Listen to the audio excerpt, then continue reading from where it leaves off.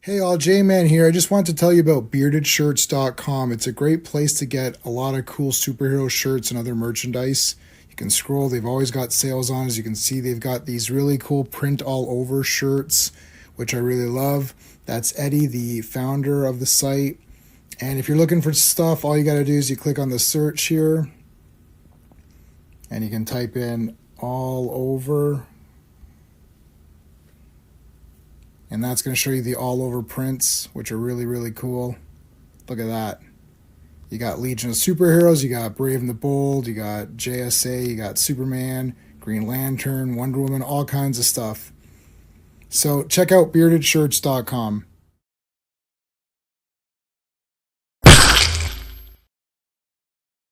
Hey guys, welcome to today's live stream. It's a special day and time.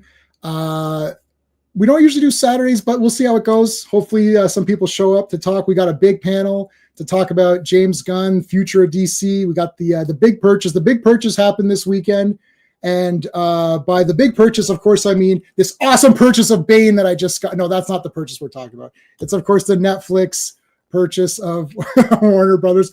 I think I'm more excited about my Bane purchase, though, to be honest with you. But anyways, we will talk about that as well. There's a poll. Guys, make sure you're voting on the poll. Tell me what you think. All right. So before we start, quick updates. Monday, of course, is Earth's Mightiest Mondays, where Sean and I talk about 4 issues of The Avengers. And it's going to be awesome this week. I think Classic Comics is joining us this week as well for Monday. So that's going to be awesome. The origin, well, the partial origins of Mantis, the real Mantis, not the fake one from the movie, and Vision, yes, with original Human Torch in there, Mad Thinker. This is a pretty awesome stream. That's on Monday. Tuesday night, Terror Vision, Silent Night, Deadly Night, the slasher movie that really got people pissed off. And this isn't the one with Garbage Day. That's part 2. So the one with Ricky is part 2. This is with Billy. But it's still a fun movie. We're going to talk about that on Tuesday. Wednesday, I might do a stream because the Supergirl trailer is going to be out. It didn't come out in time for this, which is unfortunate, but it will come out. So if all that works together, we might get Comics Asylum. We might do a co-stream together. Some of the people on this panel, if they want, maybe we can do something on Wednesday to talk about the trailer. So we'll see. That's not set in stone. Of course, Fridays are set in stone, and that's Fantastic Fridays, where we talk about 4 issues of Fantastic Four. 2 of these issues we already discussed on our Avengers stream, so we're going to look at them very briefly. So the big ones will be the giant size Fantastic Four issues, and giant size Fantastic Four issue 2 was a damn 10 out of 10 masterpiece of comics. So holy shit, that was awesome. All right, we got a big panel. We're going to start bringing them in. I want to say a quick shout out to our channel members. These are the super friends. So we thank them at the beginning of every live stream. So big thank you to Dan, Sean, Stephen, Brennan, Mark D, RR, Philip Story, Digger Jim, Quagnar, Just Joe, GT, and DJ. Thank you guys. Really appreciate it. One more initial, and that is CT Clobberin Times. Please put CT in the chat to honor our friend Clobbery, who passed away. He would definitely be here to chat with us about this, and he would definitely have a hell of a lot to say if he was still with us. So please put a CT to remember him. Okay, let's bring it. Oh well, let's bring in the person who's always here. Hey, Sean. Hey, I see this is going to be very contentious. Is there gonna? Was there? Oh, there's already tons of comments. Okay, I don't know how this is going. I don't know. I mean, like, down here. Oh yeah, well that's fine. It's a good thing we're all nerds, and there's one thing that comic nerds know is that they never argue. There's never been a dispute. The first caveman drew a picture of a guy with a cape, and then another caveman scratched it out and said, "Oh shit, this guy's shit." And then he drew another picture, and it's like, "My guy's better." And then even the ancient, even the Egyptians, they had like battles, like, "Oh, I don't like this guy's art." Yeah, Gilgamesh didn't have a beard. Yes, he did. Yes, he did. And then it's like, artistic license. This is my Gilgamesh. This is my version. This is my Enkidu. This is my Thor. Yeah. This is my Thor. I don't like your Thor. It's like, So that's never happened. It might happen today for the first time ever. If it does, we can chronicle it in history books. All right, let's bring in Stephen. Steve. Hey, Steve.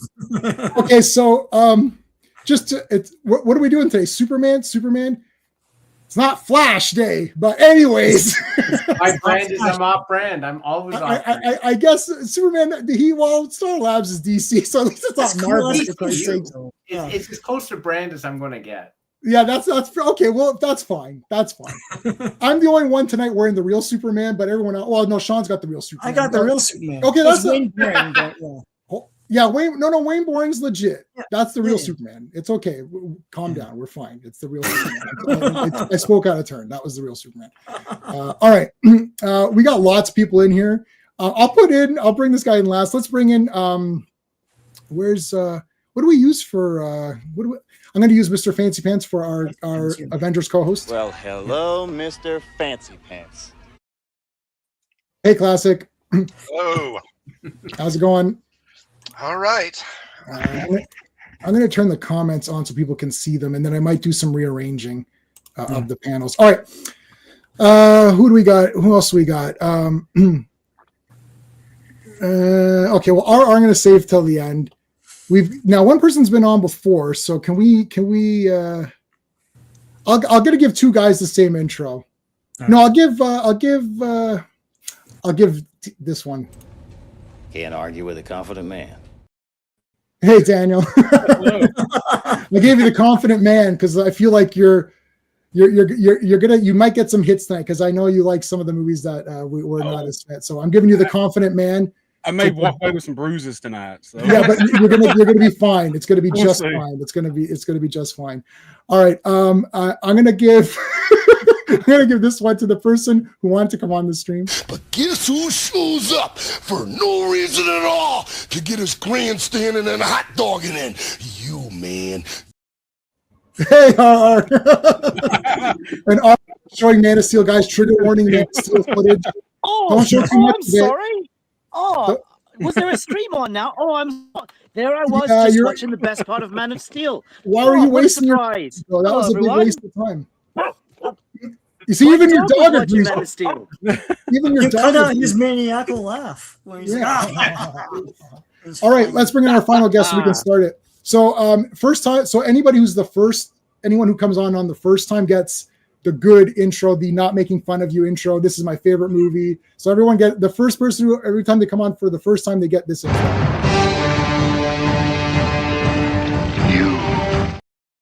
Kryptonite Corner. They look just like me. That was wow, that's crazy. That's such a coincidence. That's exactly you know what? I'm getting Alan Quatermain vibes. What do you think about that? You've got the have you seen any of the Alan Quatermain movies? Well, no, but I get everything. Okay, I get everybody. Jensen Ackles, Henry Cavill, like you name it, they have said I look like that person. I don't understand why. I'm just as generic as they come. I'm like the guy in Lego Movie. You know, I mean, I don't. Everything is awesome. Everything, yeah. Everybody thinks I'm everybody. I don't know why. All right. So okay, let's say hello to everybody. You were here earlier in the chat. Thank you for being there, buddy. Joe Dog is here. What's going on, Joe Dog? Year of the Slop. Yeah, Joe Dog is upset over things, so we're gonna let him get that out of his system. Blame him? Our super friend Quagnar is here. Thanks, Quagnar, for being here. Phil, what's going on, dude? Phil's here. Shemai, Phil. Hey, Slade. Is this Slade? Is this Slade? Because YouTube changed everyone's names. It's really driving me up the wall. Snyder Bros are going to try to sabotage Supergirl movie, Clayface movie, Tank. We're going to talk about all that. We're going to talk about all that, buddy. We're going to talk about it. I believe this is Slade. If not, it's Hunter. Who else? Quagnar, Phil. We said hi to Phil, right? Yeah. Mark, you're here. Mark, the invite's there if you want to join in. Mark from Legion of Comics is here. What's Quagnar saying? What does the potential purchase do? We're going to talk about it. Since Netflix doesn't care about theatrical releases, we're going to talk about that too. We're going to talk about all that. And we got everybody. We got Mark in there, Legion. Okay, good.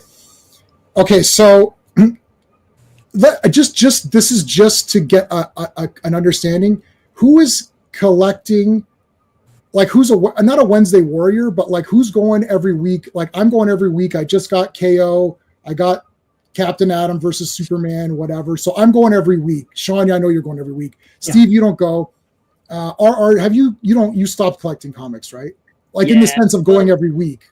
Yeah, I'm not what you call a collector anymore. Not anymore. Okay, that's fine, fair. Daniel, do you go every week? Not every week. Only thing I'm collecting right now is Superman related. Superman Unlimited. That's the only Superman Unlimited. Yeah, I saw that. You That's the only one I'm getting right now for DC. Okay, so you're going semi-regular. Semi-regular, yeah. Mm-hmm. Okay, Classic Comics. I know you've stopped collecting, right? Pretty much as far as collecting stuff off the rack regularly. Yeah, like I got that History of the DCU. Yep. Series that they did, and I don't know when I'll be getting something new off the rack again. I don't know. All right. Hold on. We got someone just dropped in. 1 second. I'm going to give him. How about Neil Breen? I can't wait any longer. Hey, Mark. Good afternoon. I gave you the Neil Breen intro, which is fine. I can't wait any longer. Kryptonite or Corner. We're going to call you Corner. Corner, what did you, are you going every Wednesday or I don't know? I haven't had a subscription in a few years, and I usually go subscription because I live out in the country in the sticks, and I don't have anything right now, but I do go and get like graphic novels and stuff. Like I picked up Woman of Tomorrow recently, and a few others. Absolute Superman Volume 1. I read that, and so I'm kind of like this. Right. Okay. Yeah. All right. I know Mark goes every Wednesday. Mark and I probably have Woman of Tomorrow off the shelf when it came out in the floppies, which I hated. I read 3 issues and I stopped getting it. But Sean read it for me, and whatever Sean's opinion is on it, I just agree with that. I just told him what happens. I'll just go whatever Sean thinks. We're almost in sync on everything. But I'll say right now that DC is obliterating Marvel in comics to they're just obliterating them. Marvel, I know Mark likes a couple. He messaged me, likes a couple of the like I think Hulk, Ghost Rider, those kind of. No, I pull them. I don't always like them. Oh, okay. Yeah. Okay. So I'm just okay. Breaking the complete Hulk run. You know. All right. Okay. Yeah. But I think DC Compact. Just as this is, I know it's like just me, one person. I was at Indigo today. Yep. I was at Indigo today. In front of my eyes, 2 people, young girl. Yep. Young girl doesn't look like she would be a comic book person, like at all. Went right over Court of Owls Compact, whoosh, right off the shelf. I was like, what the heck? Again, not even 1 minute later, another guy came. This is white, red-haired girl. I'm just giving you this as the diversity. Asian, middle-aged guy, whoosh, walked over, DC Compact, Court of Owls, whoosh, right? I was like, guys, every time I go there, I go every week, that compact stuff is gone. Yeah, they're all sold out at my spot up here, always. That's the way, because it looks like manga. And for you guys, we're all Canadian up. The top row is Canadian. Is there any other Canadians? No. Texas. No. Yeah, Southern. We got the Southern guys down here. The Canadians. There we go. Tennessee here. So they're $10 US. It's like $12.50 or something, like 13 Canadian. You get the whole story. Marvel's answer is those other ones, which are slightly bigger and $18, like, or 15, I guess, US. Like, but that doesn't compete, dumbasses. Like, I don't understand what these guys are doing. So they're always in the top. KO has been friggin' awesome for me. I didn't read Superman yet. I just finished Night Fight 2, which I still like. Yep, that one. Cover A. I like that one. What else did I just read? I just read a bunch. Batman issue 4 is okay. Yeah. It's okay. It's a comic. It has art in it. Yeah, that's the one. Yeah, with Minotaur or whatever. So, I mean, it's okay, I suppose. Penguin's not going to be happy since all those guys got shot at the end. But anyway, okay. So I think DC Comics, they're like Absolute Batman, which I don't like, but it doesn't matter if I like it. It's doing well. So it's putting it up there. Same with, I don't know, is Absolute Superman doing well? Do you guys? Mm-hmm. Yeah, I believe it is. For November, the top 10 selling comics, Absolute Superman was I think number 6. for November. Yeah, okay. So How's Unlimited doing? Unlimited is a bag of ass. If you're enjoying it, no, I'm a diehard Superman fan. I collect them all. I'm just letting you know now. If you're enjoying Superman Unlimited, you will love the actual Superman books because Dan Slott's a fucking hack. I collect it. It's the only one I'm getting. 7, I just read 7. I didn't really care for it. I thought it was just kind of a filler issue, honestly, with Superman. It's not Superman, Superboy. It was a great way for them to explain how they don't know what to do with John Kent, but he's over here.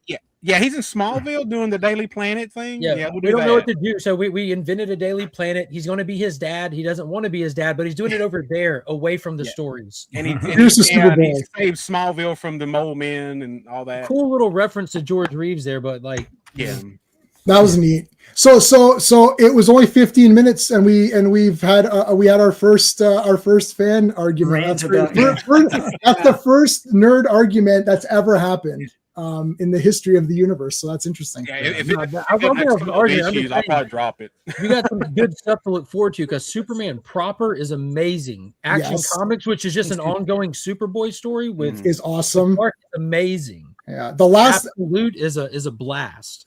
I don't like the absolutes, but I'm not against them. But yeah, action. I mean, whichever one. I think the last one was like friggin' like 10 out of 10, and then Superman is friggin' awesome.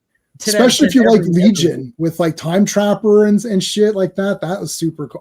You know what? I gotta say, when Time Trapper revealed that was Doomsday, like a Doomsday thing, or I was like, oh shit! I was like, shit, that was pretty good. That actually got me. So okay. Anyways, so we have some people. DC's better in comics right now for sure than Marvel. No problem. It's not a DC versus Marvel stream. We'll start with So how do we even begin this? Who likes the James Gunn Superman movie? I won't do a shtick. I don't like it. I don't like it. Mark likes it. Corner likes it. Classic. Yeah, Daniel likes it. Classic Comics. Did you like it? It was okay. Okay, so that's a no. I'm taking that as a no. RR. That's a thumbs down. You're a Man of Steel. Yeah. Are you Man of Steel? Is that the question? Like, no, we're not preferring that. Okay, I like both of them. Yeah. I think comparing it to Man of Steel is a fool's errand, just on its own merits. I think it was a fun movie. It was a good Superman movie, not for newcomers, but right. Agreed. Okay, so RR, you don't like it. Disagree, but anyway. Sean doesn't like it. Steve doesn't. I know. We all saw it together, and we're like, what happened? Like, okay, okay. So there's that. Does anyone? Okay, so who likes Man of Steel? Let's go with that.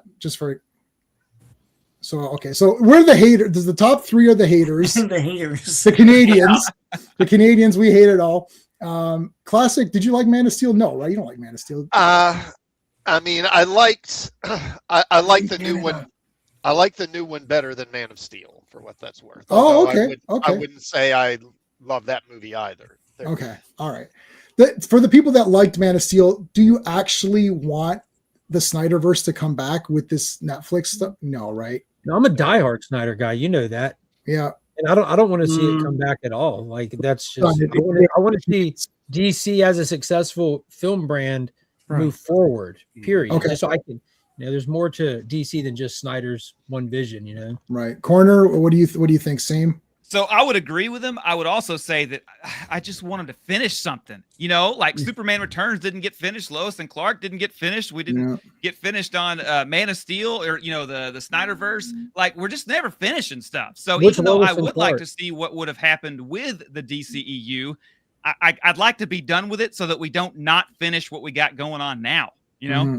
Yeah, I think you meant Superman and Lois, right? Not Lois. No, I meant Lois and Clark. Lois and Clark. Oh yeah, I haven't seen that. Finished, but yes, Superman and Lois is another one on the list, of course. Yeah. I mean, it goes back far. Is my point I was making there. Yeah. Superman and Lois is great. I'm 2 seasons behind. I own them on Blu-ray, but I haven't watched the last 2 seasons of what I call Man and Lois. Dude, it's so good, Jamie. I was an emotional wreck for a week after this. Oh no! Stop it! I cried at the end. Like oh my god! Are you? Yeah. What happened? How was a CW show better than Gunn's film? It definitely is. Yeah, it was. I mean, I'll admit that it was definitely better. Tyler Hoechlin is better. Tyler Hoechlin is a way better Superman. He sells it, dude. That show is amazing. It has no business being that good. Yeah. Yeah, he No, was it's, very it's nice very when I met strange. him. I met him and Brandon Routh in the same day, Awesome. just a few months ago at the latest con, and they're both. If they're casting Superman by the personality of the guy, then they're nailing it every time. Because like Brandon Routh was incredibly nice to everybody. Because I watch them interact with the other fans, and there's guys coming up, they're crying, like, dude. Superman Returns, it's my favorite. I love Superman Returns. I love it so. Hey, whatever. And he's like, well, thank you so much, and very kind to these people, even though they're completely wrong and insane. They're literally insane. But anyway, I won't argue with people in the line. It's like, have your moment, and then I'll tell you how shitty your opinion is. But same with Tyler. Tyler was like introduced himself to me. He's like, hi, I'm Tyler. I'm like, hi, I'm Jason. And we were talking. It was super relaxed.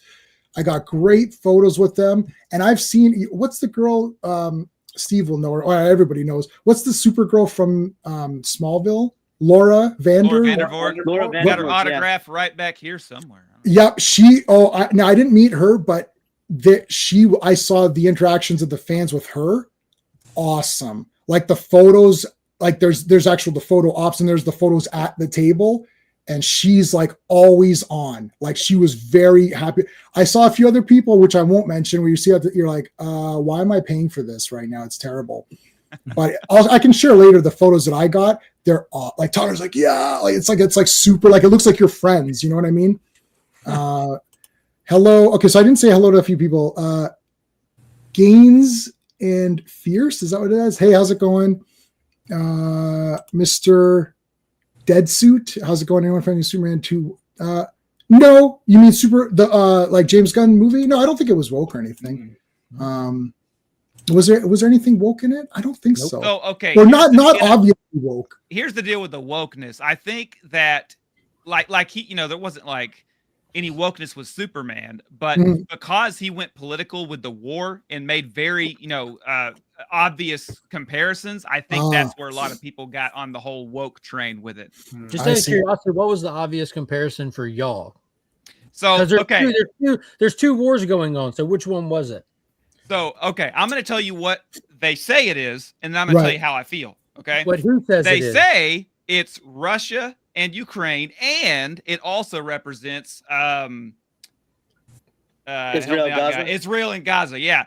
For me, it wasn't parallel enough to real life for me to see that in either one. So I felt no emotions about it whatsoever. Yeah, I know Gunn, one side was depicting him having sticks and stuff. Can we and use the other those side names, was Jay, without you getting demonetized? No, I won't. Gunn himself said it wasn't meant to be a direct comparison at all, but any kind of good media is going to reflect. He did say it was severely political. He said it was political. James, any kind of good media is going to reflect reality. It doesn't mean it's meant to be a direct compared to it. And thinking about when he set off to start this movie, one of those two wars wasn't.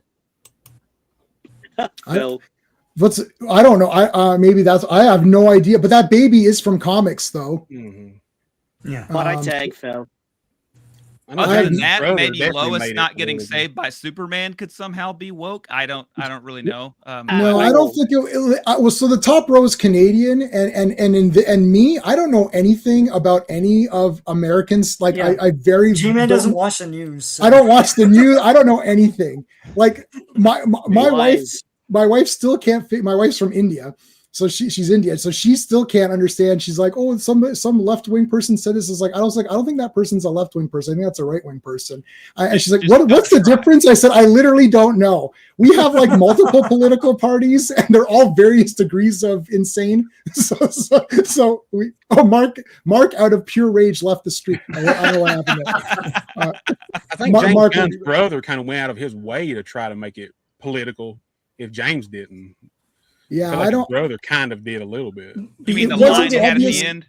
Yeah, a little bit. Well, that in his interviews that he would actually do when they'd ask him questions about it. It's basically, what did he say? It was something about Superman. It is about immigration. Get over it, or something like that. I forgot. What I actually hadn't heard any of his interviews, so that's interesting. You say it was brief. I might be wrong. I didn't hear any something either. like that. I believe. Yeah. Yeah. beyond it being political or whatever, it's just badly executed and awkward. Like they're fighting in a sandlot.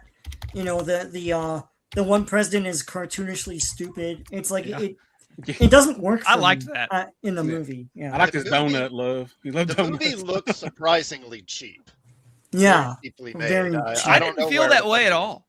I did not. I still don't understand the cheap comments because when I watched Man of Steel, I remember coming out of Man of Steel in 2013 thinking, man, I kind of thought that was going to look better than that. I thought it didn't look that great. And when I came out of James Gunn's movie, I didn't think anything looked massively spectacular, but I thought it looked a lot better than Man of Steel. And I love both of those movies. I say love. I really like both of those movies. I don't pay it to, my thing is characters. You can explain if you ever see a J-Man post, you're like, is this guy lost his mind? What is he talking about? Because characters are my number one favorite thing. When I see Christopher Reeve, I'm like, that's the real Superman. He looks like the comic character come to life. It's not the movie version or the Superman costume in this vision. It's the actual from the comics that looks like the real guy walking around. And he's kind. He helps people. He doesn't really fight anyone in part one. So he didn't really even beat the crap out of villains, right? He just did saving, and it was more like outthinking guys or like, mass, like mass explosions and stuff and trying to stop the world and putting the crust together and all that. So, but it was the real Superman. And then to me, I see him as the real Superman. So even as the movies got, cheesier or whatever, to me, it's the real Superman. That's my thing with Linda Carter. I watched and it's like, she's Wonder Woman. So I don't care. Like, and I can acknowledge that Superman, 4 has a lot of issues with it, but I love watching it because to me, it's the real Superman walking around, flying, doing stuff.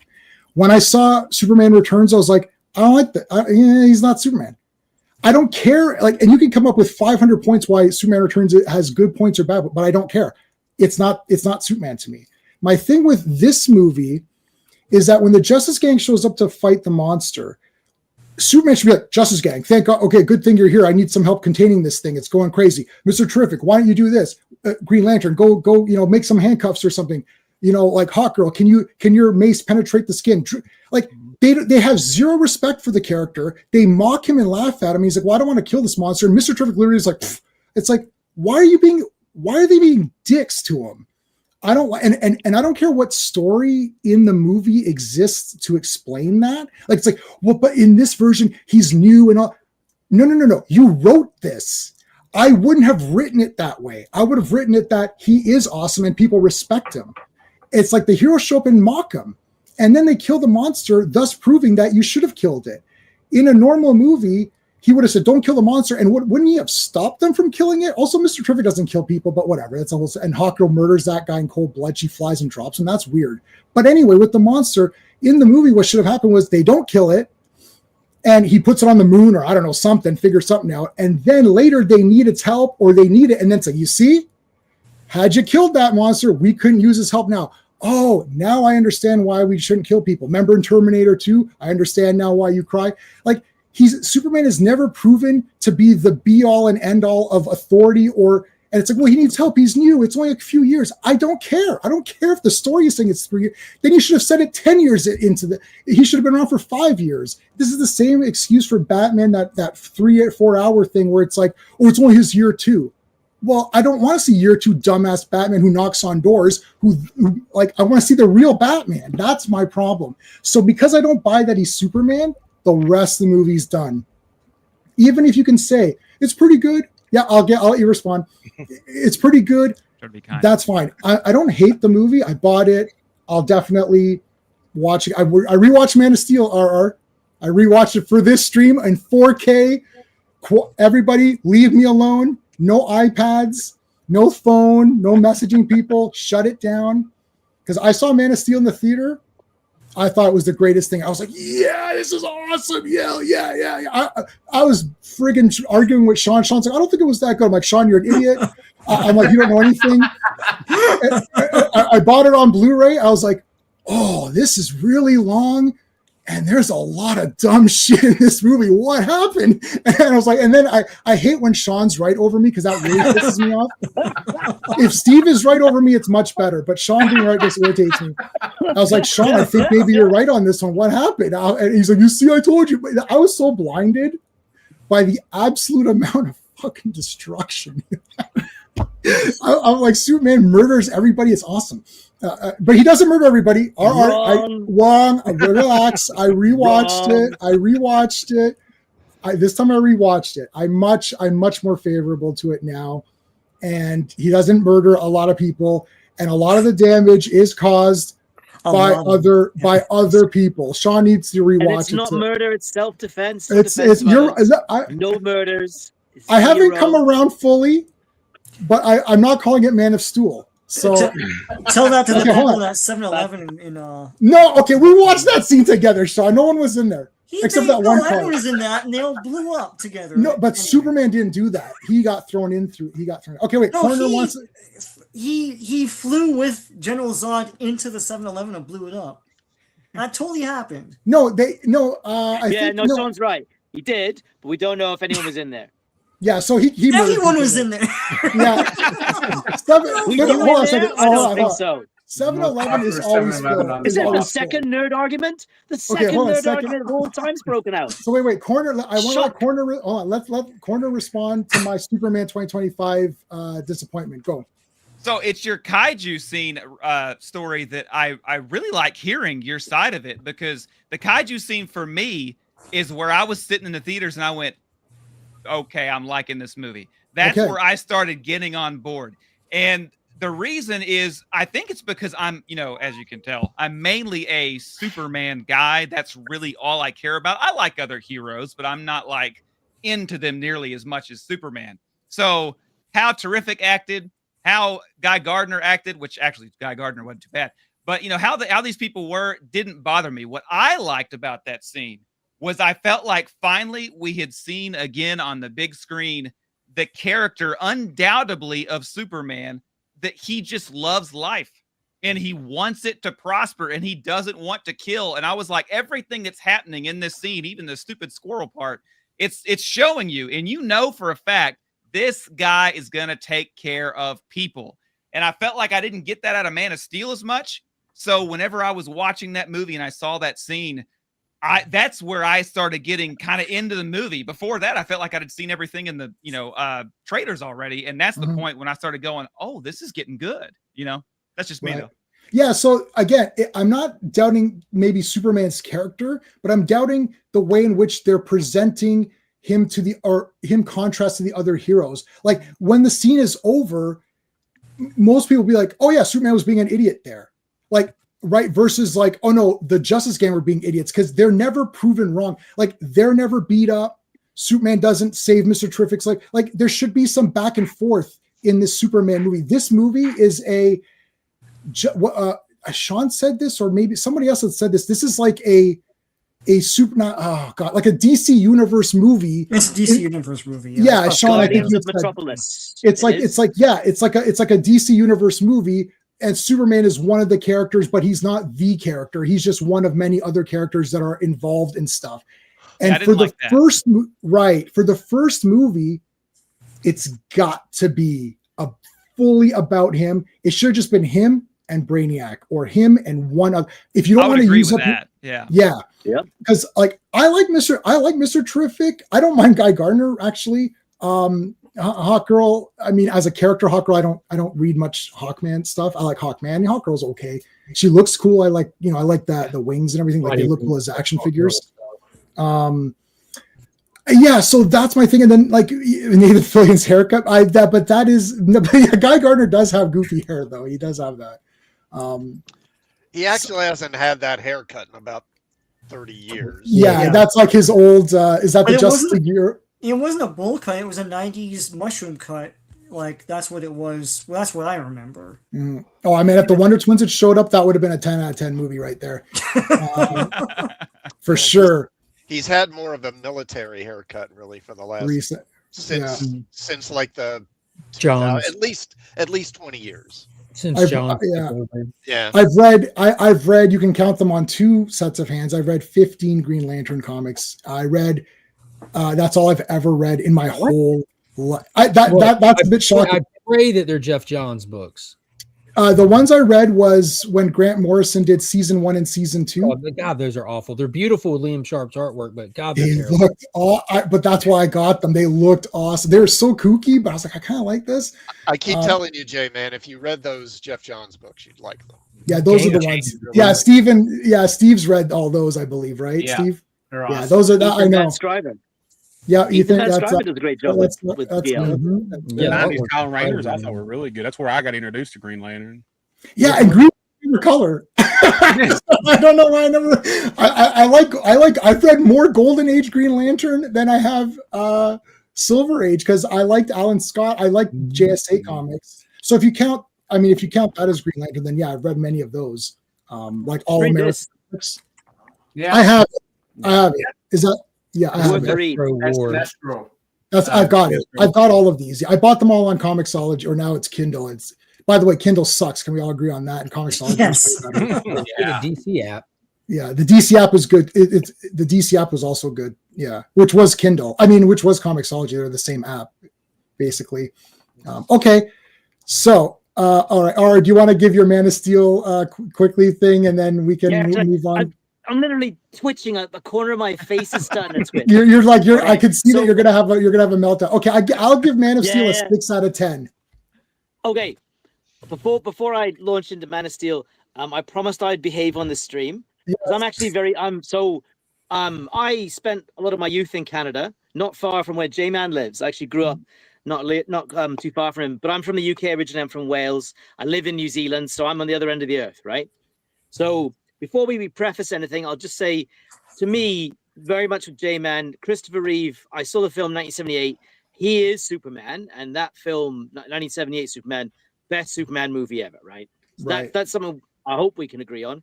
Does anyone not agree with that, actually? Just as a counter? That's interesting. That Christopher Reeve is Superman, is that what you mean? Yeah, like and his movie is the best movie. So to me, I would say his movie is the best movie, but to me, there is no person that embodies Superman totally for me. No human does it for me. Okay. Yeah, that's totally fair. All right. All right. Continue. All right. For Man of Steel, I give it 7 out. I love that film. I've seen it 100 times, but I know there's massive flaws with it. To me, it's 7 out of 10, 70% awesome, 30% awful. I got 5 write-in fixes that I reckon could just about fix that movie. But my thing is, when I hear criticisms of Man of Steel that I know are either factually incorrect or unfair, unwarranted, it's on. But there are a lot of things you can criticize it for that I agree with a lot of people that it did wrong. There are a bunch of things in that film that it just either didn't need to do or shouldn't have done, right? Having said that, it's my second favorite Superman movie. And I know that someone said we shouldn't really compare it to James Gunn's current effort, but in Man of Steel, it is undeniable that he is the hero of that film. And he's got the same defense that the Avengers had in Civil War in the film and didn't use. When Ross sits him down, he's like, oh, look at this collateral damage in Sokovia. Oh, look at the collateral damage in Washington. Oh, look at New York. And they're all like, oh, no, it's so sad. When we were saving the world, right? So Superman in that film, I got a list of people he saves. It's massive. And of course, at the end, Lois Lane 3 times. And at the end of that film, I have to talk to Phil in Welsh because Phil's Welsh as well. But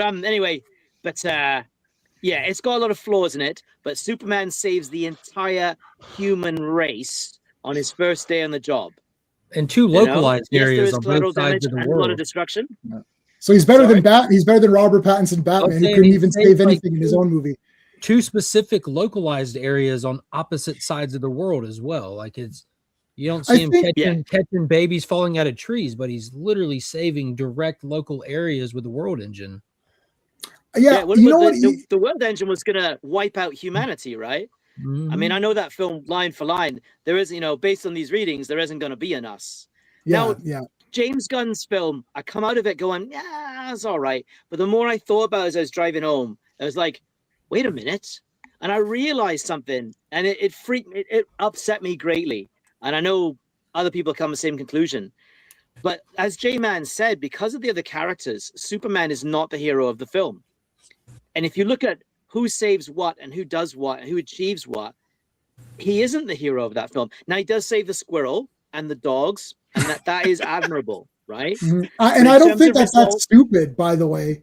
I don't think that part is stupid. Like, that's fine. Like, why not? He saves what he can save in, if it's something to be saved in front of him, he'll do it, right?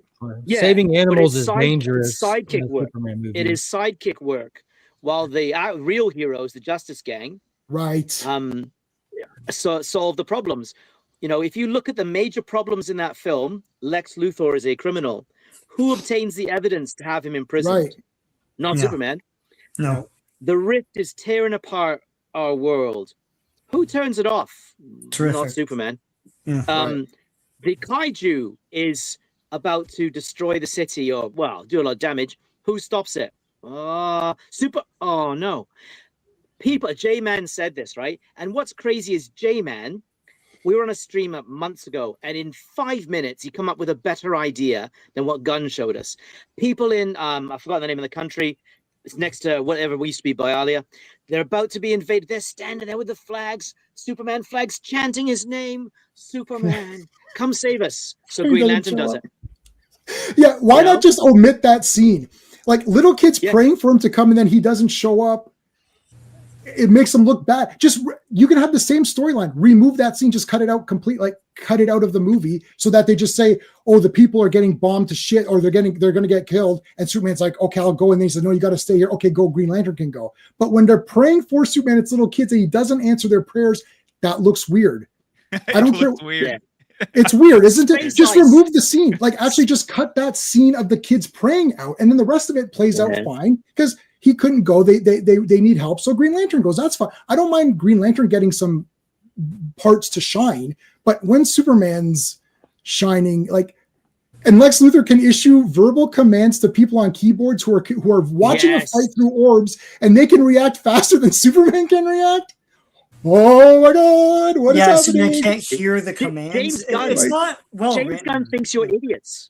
He does. That's my problem. You are idiots. Admiral Teague is here. A lot of guys are here. Tony, GT is here. Who else? Did we miss anybody else? I'm a hater. That's Gunn true. Doesn't respect Superman, and he doesn't respect us as an audience. He thinks, "Oh, they'll just swallow this shit if I make it visually entertaining enough. I'll make it flashy. I'll put some humor in. Oh, I know. I'll throw in a 70s pop song." Right. Like, it's so effing lazy that the scene where Terrific takes on the Luthor's goons on the beach is almost beat for beat Yondu's scene from Guardians 2. It's such a lazy filmmaking effort, and the ending with the spin around is almost the same as Guardians of the Galaxy Volume 1. It's such a lazy, uninspired, disrespectful film. So you're not happy about so the bottom line is that you're not too. There's a huge behind the Moving on, scenes someone else go, or I'll get mad. Let Mark go. There's a huge behind the scene component that goes to this, but I do want to go back because you said when you hear someone say something factually inaccurate about Man of Steel, it's game on. Well, you and J-Man agreed to something factually inaccurate a minute ago when you said that they blew up the gas station flying through it in Man of Steel. They did not. They did not blow up the gas station. They punched a hole through it and they hit a pump and the pump caught fire. The gas station's still standing with a hole through it. So I just want to put that out there. So hold on. It caught fire and didn't blow up? Because the gas station didn't blow up. The pumps are separate in America, and that's where Kansas is. In America, we don't put the pumps inside the gas station. You got the building and then the gas station out in the parking lot. They go through the gas station and they hit one of, I think there's 4 pumps there. They hit the pump on the end, and that pump on the end catches fire in a little explosion, and Zod stands up with it burning behind him. And you can still see the gas station behind the fire still standing on fire. Someone got killed in it. This is the Godzilla technique, and I'm very well aware that someone could have gotten splattered, like the boys. But the gas station did not blow up. Is my point. I think okay. So they're dead. They're all dead. That didn't blow up. My thing is that it's irresponsible too, and I know the argument is that he's just starting out and stuff. Yeah. But he's starting out in the Christopher Reeve movie as well, and he's not an idiot. So right. The Christopher Reeve one, they do a good job of explaining how the time span that he took training in the fortress. We see him go in as an older teen, and we see him fly out as a god. We don't have to get into how amazing and perfect that movie is. But back to James Gunn's movie, and the kind of like the formatting is something that you can see this across other movies where it's attributed to TikTok brain, and you can see it. It's clear as day if you watch enough movies. These movies are afraid to take risk with because they've lost the general audience since COVID, and it's just a fact. They don't have a theater audience unless they can do stuff for short-term attention people. And you can almost take the Superman movie and say, all right, I want the kaiju scene, I want the Mr. Terrific scene, give me the crypto scene, and now let's put these together somehow, some functioning way. Let's put these together. And it really plays like that. That's why it's so easy to think of the Mr. Terrific scene or the Guy Gardner just popping up the middle fingers, because it works well when they recut it later for social media to make all their physical media back in sales that they don't get anymore, that they get by pumping social media. I want to ask Corner and Mark, both you guys, because you guys are more like, you guys have channels and you do stuff like the other guys are kind of, and I know Daniel, if you know as well, but Sean and I talked about this, where that movie originally was supposed to be like the week of Superman. It was supposed to be Monday morning. Here's what happens. And that's why everything starts in the day and ends at night. And then there's a fade, and you can still kind of see it in the movie. Supposed to be a card. And there's actually shots where someone's reading a newspaper. So you see, oh, today's Friday or whatever. It was actually supposed to be, that's why it feels weird, where it's like, it has 5 acts. Like what? It's 5. Yeah. Did you guys? Now I didn't read that. I think Sean, somebody had mentioned that to us either in chat or someone told Sean or someone told you. I read about it from several different things. So did you guys hear that? That's how the movie was first constructed, and then I guess test audiences didn't like that. No, I had no idea about that. I don't know if I heard that or not. When you watch it again, because we sat in the theater, I was like, oh shit, yeah. You can as soon as, now that I've told you that, you'll be like, oh my God. It'll make more sense that way, because you'll be like, oh yeah, it fades. You're like, oh, now it's the next day. Oh yeah, shit. And you could, the way it's structured, it's exactly that. And I thought, okay. And I actually turned to Sean and I was like, oh my God, you're right. It was supposed, and we even pointed out like, oh look, that okay, that's Wednesday. Now we're into Wednesday. I could tell or whatever. I don't know what day it started. If it was like Sunday or whatever. The newspaper thing is Thursday. Yeah. The newspaper, they showed the newspaper, like, oh my God, that's Thursday morning or something. So I think I've got 2 things on that. If you don't mind me saying real quick. Tuesday. Yeah. So one is on that. People praise the pacing of the new Superman movie. I didn't think the pacing was fantastic. I thought it got kind of dull at times, and it came back up really high. So that makes sense to me. And I'll also say, now, some of you might have to correct me, because I feel like I remember when Man of Steel came out. This could just be theory, but I thought I remembered that the whole flashback stuff with Man of Steel, Nolan actually wanted the beginning and then going to older, and it was Snyder, I think, that made it the flashback way. Did any of y'all remember that? Is that correct? I don't remember that. I don't remember that. I think that's the storytelling too, though. Did anyone rewatch the Albert Pion Captain America director's cut from the 90s where they just found the work print? They Man of Steel'd it. So have you guys seen the Captain America 90s one? With Italian Red Skull, who's good at Italian Red Skull. All that. So, long time ago. You can find it. And they found a work print where it was actually cut up.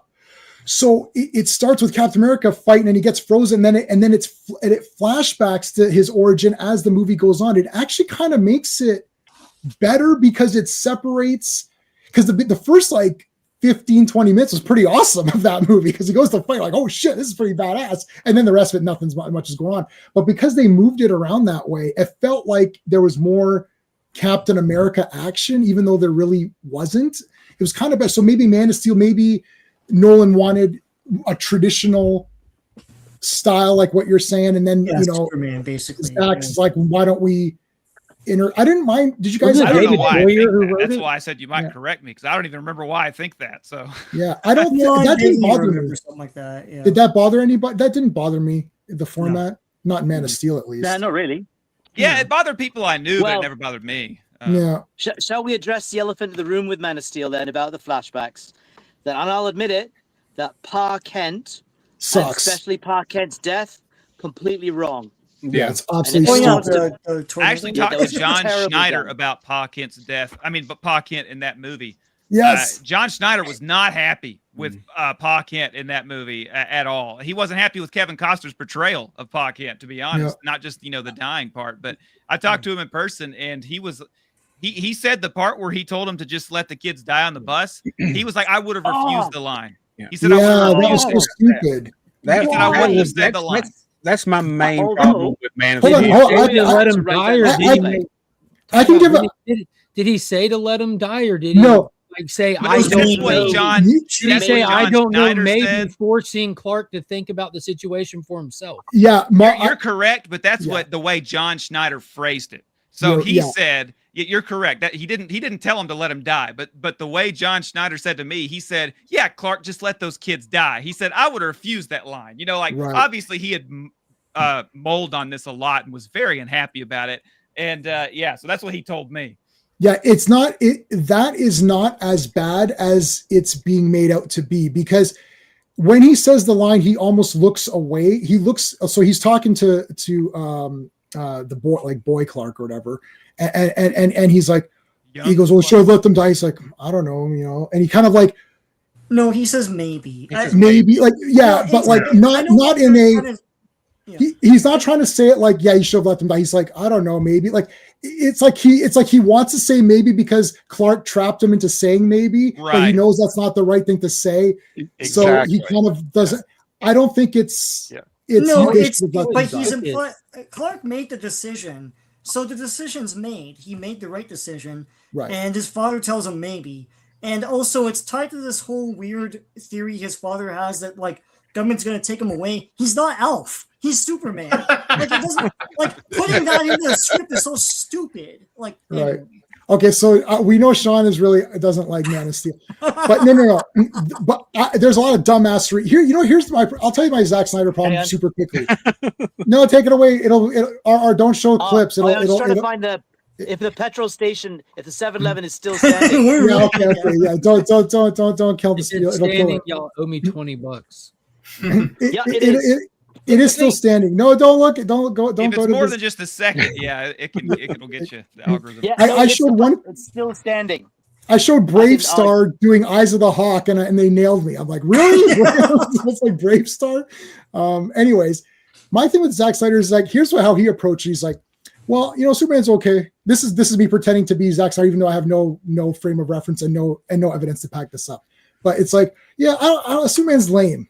Okay, here, I don't like the trunks. They're dumb. I'll just take them away. I'm going to dispute that. Well, hold on. I don't like the trunks. I'm going to take them away. Otherwise, why not have them? I don't like the trunks. It's stupid. They're gone. I don't like that Lois Lane can't figure out that he's Superman. So they'll just meet when he's already Clark and Sherry knows his identity. So that gets rid of that dumbassery problem. Wouldn't people want to take him away? Yeah, his parents would be scared. So we'll make his dad like super paranoid and dumb. It's like, yeah, okay. Like, it's just everything that's bad about that movies because Zack Snyder doesn't like that aspect of Superman. Like, you've ruined the whole relationship of Lois and Clark getting to know each other, being friends. She loves Superman. And then you have to answer the question of, well, how can she not tell that it's Superman? Well, because it's comics. It's like glasses. You don't James know. Gunn did the same thing though. Whatever he didn't like, he just messed with it. That's why I don't like that. That's why I don't like that either. Here's my problem with all three movies, and this is something we don't talk about, but I don't like them because they're from a layman's perspective and they don't celebrate the world of Superman. They don't incorporate a lot from the comics. Why is Superman fighting Lex Luthor in Superman Returns? Why not take that opportunity to introduce a new character from the comics and popularize it? Like Brainiac, like Mongol, like whoever. Parasite, why is Superman Metallo. fighting General Zod in Man of Steel? General Zod? Simply because he was in Superman 2? It's ridiculous. Why not someone from the comics? Expand the world. Batman doesn't have this problem because of the 66 series. That series was a huge boon to Batman and also comic book media in general because all of a sudden you have the world of Batman. You have Penguin, Joker, Riddler, and they're all popularized. And Superman hasn't had that moment yet. And every time they have an opportunity, they don't take it. Like this new movie, on he TV fights Lex series they Luthor do. again. Not in films, but TV series, films, different thing. The Batman movies are bigger. That Batman show, besides being a 10 out of 10 masterpiece, and Adam West is the best. Besides that, without that, like everyone says, oh, Batman's Rogues Gallery are the best. That's only because of the Adam West show, because it made them popular. You saw them every week. You got to know them as characters. A lot of people out there like the villains better than Batman. Dude, I'll right? tell you a crazy take. A lot of people that are going out buying movie tickets to see Batman, and this might blow your mind, have never seen an episode of Adam West Batman. Yep. The vast majority. I would give 90% of the people that buy a ticket to see any of the Zack Snyder stuff, probably 90% never seen an Adam West Batman movie. Hell, it wasn't even on DVD until after Man of Steel came out. It wasn't even available on DVD and streaming. Yeah, but it started that trend though of having the villains from the comics. And the when reason why the Batman movies, villains were so known is because you had 4 financially successful Batman movies that ran through numerous ones. Yeah, and that's there because of Adam West. The reason why is because of the show. I mean, they wouldn't have Batman fight Joker if he wasn't popularized from the show. Right, They it's all wouldn't from the show. include villains from the comics if it wasn't popularized in that show. And I think the movie series, because they were taking cues from that show, every other comic book movie was doing. All of a sudden, Deacon Frost is in Blade. Like, who's Deacon Frost? It's like just like all of a He's a sudden guy who's trying to skate uphill. Comics, so yeah. That was awesome. Okay, no, but the Batman show is super important for that because it put them on the map and everyone knows these characters. Superman has lots of great villains. They don't. The Wonder Woman show, I just rewatched it all again for the 100th time. No, there's like 1 or 2 crappy villains that are just fake. Hulk TV series, same thing. They're fake villain. There's a couple of fake villains in there. Batman villains seem a lot easier to do than some of the Superman and That's Wonder the thing. villains. Yeah. I mean, there are time era constraints on a lot of those. Yeah. And I think a lot of times with Superman, for the general audience, most people only know like Lex or Zod. Right. That might be the only couple of names that they know. They may not know, Parasite, Metallo. Why not take the opportunity to Parasite or whatever? And they're afraid if we put those other characters in there, it won't make money. But if we put Lex in there, they know the name. I know, but like, who knew Thanos in the general public until it was introduced in the movie? Oh no, I agree, but I think studios try to play it safe too much. That's their problem. No, Superman. Okay, Steve, you got to go. All right, cool, man. I'd love to see a Superman movie with Bleach or Metallo or something like that. I'd love to see some of his other villains in there for sure. You've got a decade of Smallville. It would probably be relegated to TV or the animated movies like it has been. Yeah, you had a decade of Smallville that served a very wide audience, wildly successful, not even just for CW. That was a very successful show that introduced a lot of characters. Hell, in the 90s, the Superboy show brought in Mix Piddlix for the 90s show. That show's awesome. Yeah. Don't like it has a very good lineup too. I love Lois and Clark. I thought they brought in some pretty decent characters as well. Mm-hmm. Yeah. Metallo was in there. Yeah. The mobster Metallo. Even though it did end, the baby on the doorstep, but still, Yeah. Mixius Spidlick was in Lois and Clark too. Kryptonite Corner, are you single? I don't know who this is. Castle Grayskull. Am I single? No, I'm not single. I'm married for 17 years. Me too. Really cool. We just had our anniversary a couple weeks ago. Congratulations. Actually, 18. That's 18. Sorry, 18. I'm 17. Yeah. Yes, John's 17. Yeah. 18. Everyone, how much are?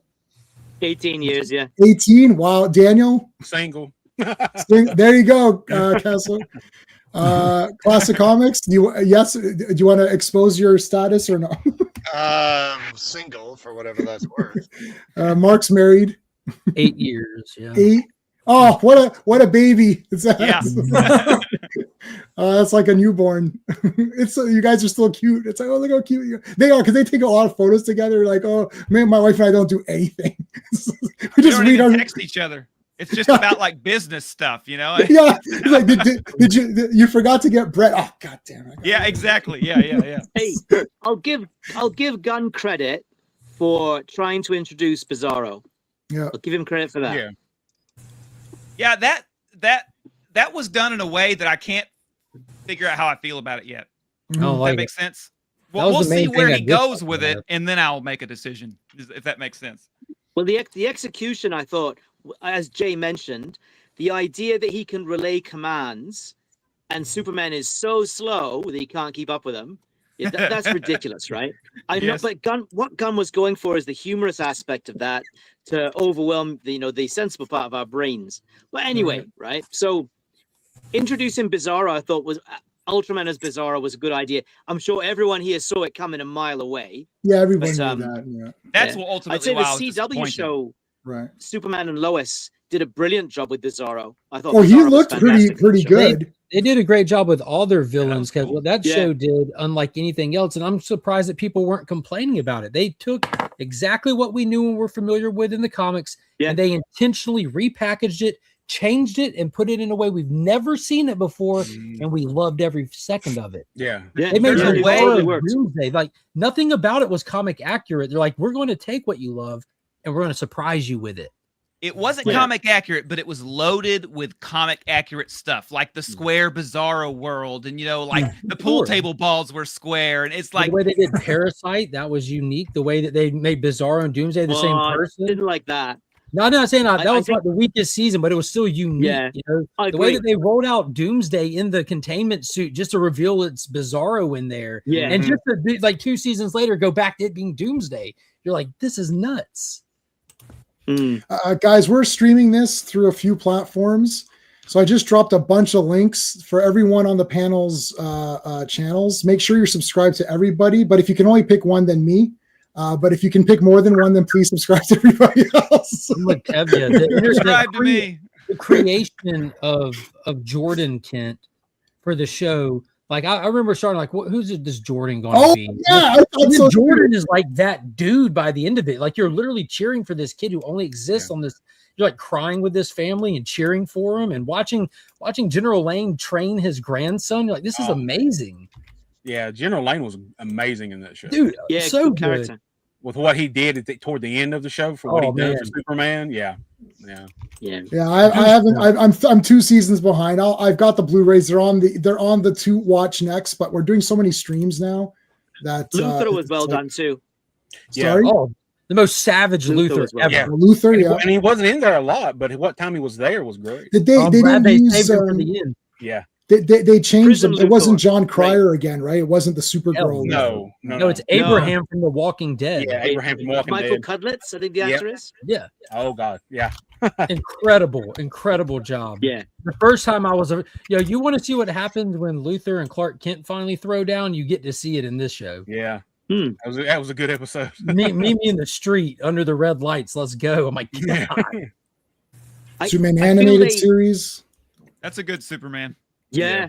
Mhm. Yeah. But talk about destruction, right? At the very last episode of JLU, Darkseid and Superman throw down in the middle of Yeah. Metropolis, and Superman punches Darkseid through about 4 buildings and creates a massive crater, right? So Yeah, they're all abandoned. It They're all doesn't abandoned, bother and he people on says, like, in cartoons or cartoons. comics for some reason.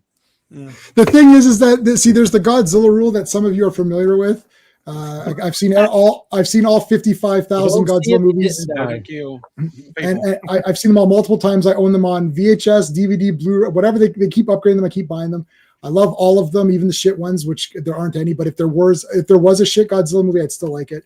And the buildings are always abandoned, no matter except for G1. Am I wearing? I'm wearing Godzilla -1 underneath. There you go. -1, the buildings weren't abandoned. Sometimes they're abandoned and sometimes they're not. It They were depends on what they're intentionally going for. not abandoned. They're like, we need y'all to know that there's people in Yeah, all of sometimes- this. What's about to happen. Because y'all are Unless gonna they show- feel this. Right.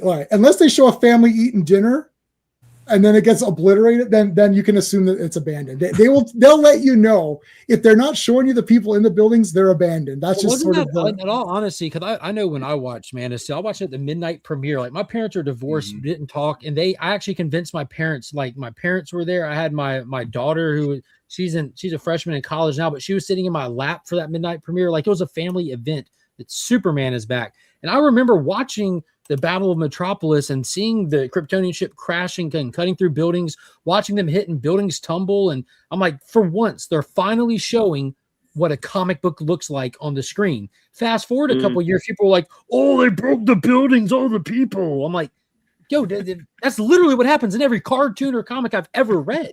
This is the first time they've done it accurate. But I have to say, didn't. What they needed to do was then having the final end in the ending scenes. They needed to show Superman helping rebuild. They needed to do that to address that the would have damage. helped. Yeah. I mean, he didn't cause the damage, but you know, he was a part of it. So they needed. That was one of my writing fixes. They needed to show him helping rebuild Metropolis, I think. Yeah, the beginning. So from Superman 4. I really try. Oh, have you guys seen? Have you guys? Yo, have you seen that YouTuber guy who fixed Quest for Peace? Yeah, I've seen it. Yeah. Oh shit, that was so awesome. No.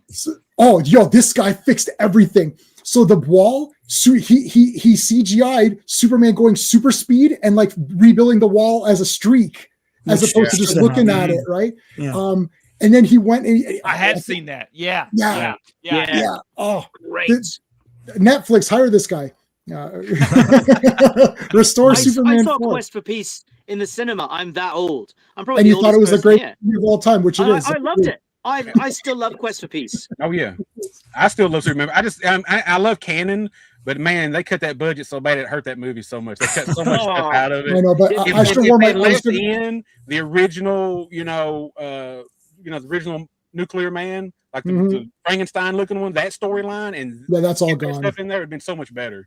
Well, because that's gone, it doesn't make sense why he's going after Lacey. Yeah, because he met her early. Like the problem is once you start omitting things, and you have a script, then it just messes up everything down the line, right? So you're kind of screwed in that comic adaptation because it has all that in there. Yeah, it's like what can you do? Like, and Canon also there wasn't a big final great scene in Master of the Universe, even though that movie's a 10 out of 10 masterpiece. Yeah, who drew that?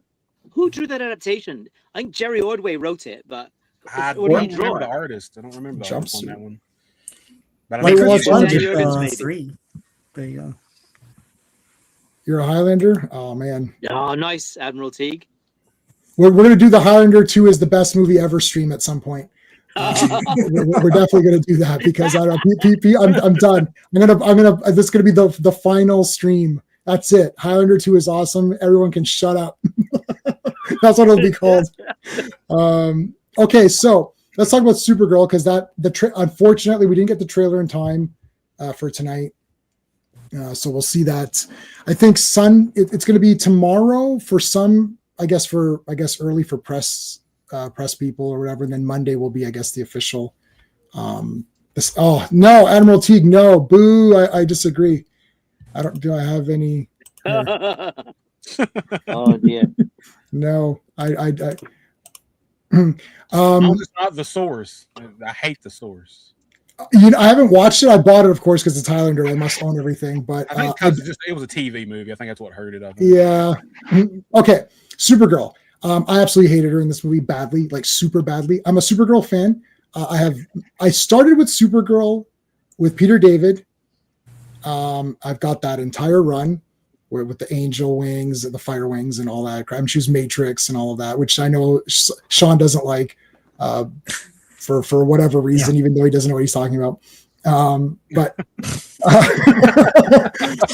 she's a shape-shifting blob with fire wings. That's exactly Supergirl. At least it's from the Byrne era. Yeah, but again, the Byrne. What was the Byrne manifesto? There's nobody else, right? So they got to That's why they have to do exactly. Yeah, exactly. That was Byrne's thing. He was the last Kryptonian. Yeah, and didn't compromise on that drama and cut down on all the fun. It's like now you can't have like a whole bunch of characters. I know nobody's disagreeing with that, Sean. But yes, we're just saying at the time that's like your boss coming down and saying you can't do that. Well, okay, I got to do something. But anyways, I do like classic Supergirl. I've read a lot of classic Supergirl. Yep, I've got that. I got that sign from C3. So they do Comics Curing Cancer in October every year, and I acquired a signed Peter David. Obviously, prior to his passing, I got a signed Peter David from Comics Curing Cancer. That Mark and that's it. I got it from that. I don't know if I don't remember. Was that may have been one of the auctions. I don't remember how I got it. I think it was one of the auctions. But anywho, so I like that Supergirl. Now, Millie Alcock, no problem with her being cast. Perfect. I like House of the Dragon. I actually read that was the one book I read before the show. I read the Fire and Blood. It's 750 pages. Oh my God, I got through it. It was great. So I watched both seasons. I like her. But I did not like her in this movie. Now, when I saw Woman of Tomorrow, I thought, oh dear God. I read 3 issues of that, the floppies. I know, put it. Oh, Mark. Oh, no, you're killing me. And then Corner's going to pull it out too. Boom. Oh, it's terrible. I read about 3 issues of it, and I thought, why am I giving money for this? Like this is boring and crap. So then I never read it again. I put it away, and I said, I'll forget about this. And then Sean read it, and then told me the ending, and then I went back and read the last few pages while she stands by and lets that person get killed. You're like, oh, okay. I guess that's a thing. That's not what happened in that book. It did in the pages that I didn't read the whole thing, and I didn't read the whole thing. I read the first 3 issues, then I stopped, and then it's Tom King, so we know it's not good, right? Clearly. Full disclosure, I'm a Tom King fan, dude. Oh, and my co-host loves his Batman. Dude, yeah. I'm a Tom King fan. I might be able to get you a discount on some prescriptions to help with that. Let me see. I'm in Canada. I'm one of the few people in my generation that doesn't require therapy or medication. So, okay. Yeah, I'm not taking suggestions. Just let you know, I'm good. Yeah, I'll be popping my pills in about about an hour. Enough said. Yeah, I've got. Yeah, but you know my issues. I had you got to quit having heart attacks in the middle of movies. Yes. Yeah. So you got to stop watching bad movies, especially yeah. that So movie. I had a heart attack. I had a heart attack in the theater watching Craven. It was Craven. Yeah. And I was like, you know, this is a better movie review than that. Yeah. That is brutal. It's not a joke. I went home. I was like, man, I was like, I gotta leave this movie. I'm really not feeling good. And it's like, and then I also had 3 fractures in my back, and I had internal bleeding. So I had to get burning and stitches down my throat. I had to get I got a stent. They went through my arm. I was awake during the heart attack during the operation. They just put a tube through your arm. It goes all the way in, puts a stent in. The second you get that, it's like you're 100%. It's like a refill, like you're playing a video game, you got to refill health. I was like, wow, I'm totally good. I'm like, what the hell? That's They're like, crazy. yeah, it's crazy. It was 5 minutes. 5 minutes. The surgery was 5 minutes. They immediately did. I was like, wow. I'm like, can I go back home? and address the Supergirl thing that you said? Supergirl. Yeah, I hate her. Okay, so let me give you my thing. I just want to address this real quick because Supergirl doesn't stand by and let the. All right, I'm going to call her Ruthie because Tom King said I want to do True Grit superhero style. That's all this is. So the whole thing is Krim kills this girl's family. She's left alive. She hires Supergirl to go with her to help her get revenge. And you get a lot of stories and almost like All-Star Superman-esque writing where this one issue is meant to convey this one story for this one lesson. By the end of it, which is freaking epic, just go back and read the Comet issue. The best representation of Comet ever done in comics is in here. Not even he dies, right? He dies. Dude, he goes like supernova though, dude. It is amazing. At the end of the book, what she does is she basically puts the sword in Ruthie's hands and trusts the process of her having a proper agency of growing up at this point. Krim, the guy that you said she kills, dies an old man toiling the soil of the family that she slayed. Keep going. Well, but he doesn't die of his old age. She shanks him. He gets reformed through his hundreds of years of so he's reformed in the Phantom Zone, and then the decision's up to her, and then she kills him. Oh, I gotta be honest, I couldn't totally tell what was going on when I read the end. I wasn't positive what was There's happening. modern comics for you. You got like 8 more pages. Keep going. I love the artwork. Bill Quest Everly, amazing artwork. I love the artwork because I've never read this. I've not read very much Supergirl at all. This is only an 8-issue standalone story, and it's phenomenal. Keep going. Okay. Okay, so Ruthie's an old lady. There we go. Yes, she's an old lady From the Phantom Zone. He's been reformed because he's lived like hundreds of years in the Phantom Zone. And she thwaps him with her cane. Right. And I have no idea what that means. She just thwaps him. She gets her one little Neither hit did in. She Tom doesn't King. kill him. She gives him a little thwap with the cane. He puts and his walks hand off. on his face. You can see in the next, just below that, he Yeah. puts his hand on his face. You Yeah. see, he's Oh, like I alive. thought she killed him. Okay, I know, well, because that's fine. y'all want it to be bad so bad, but it's so much smarter than y'all give it credit for. It's fine thing. The thing is that it doesn't matter to me what happens in the end, because after 3 issues I stopped because I just thought it was boring. And Fair. like I'll tell you now, Supergirl, it does Supergirl, like pick up drastically though. I will tell you. yeah, that. I It just really like does. I gotta found tell you, it there's a quite couple. exciting in the beginning. I did You too. know what? I Starts got with them shooting crypto and Supergirl going ape shit. Like that's how it started. my thing is there's checkout moments. Let me tell you the checkout moments. She's there getting drunk. I'm like, fuck this comic. Like That's fair. like the beginning. Fair. I know. James Gunn completely misrepresented her at the end of that. She's not like a party wreck. This isn't like a fat girl Supergirl. This is a depressed grown adult. And if you will read 21st birthday. What is it like issue 5 or 6? If you will read that issue and actually see the reality of, because we've heard what she went through.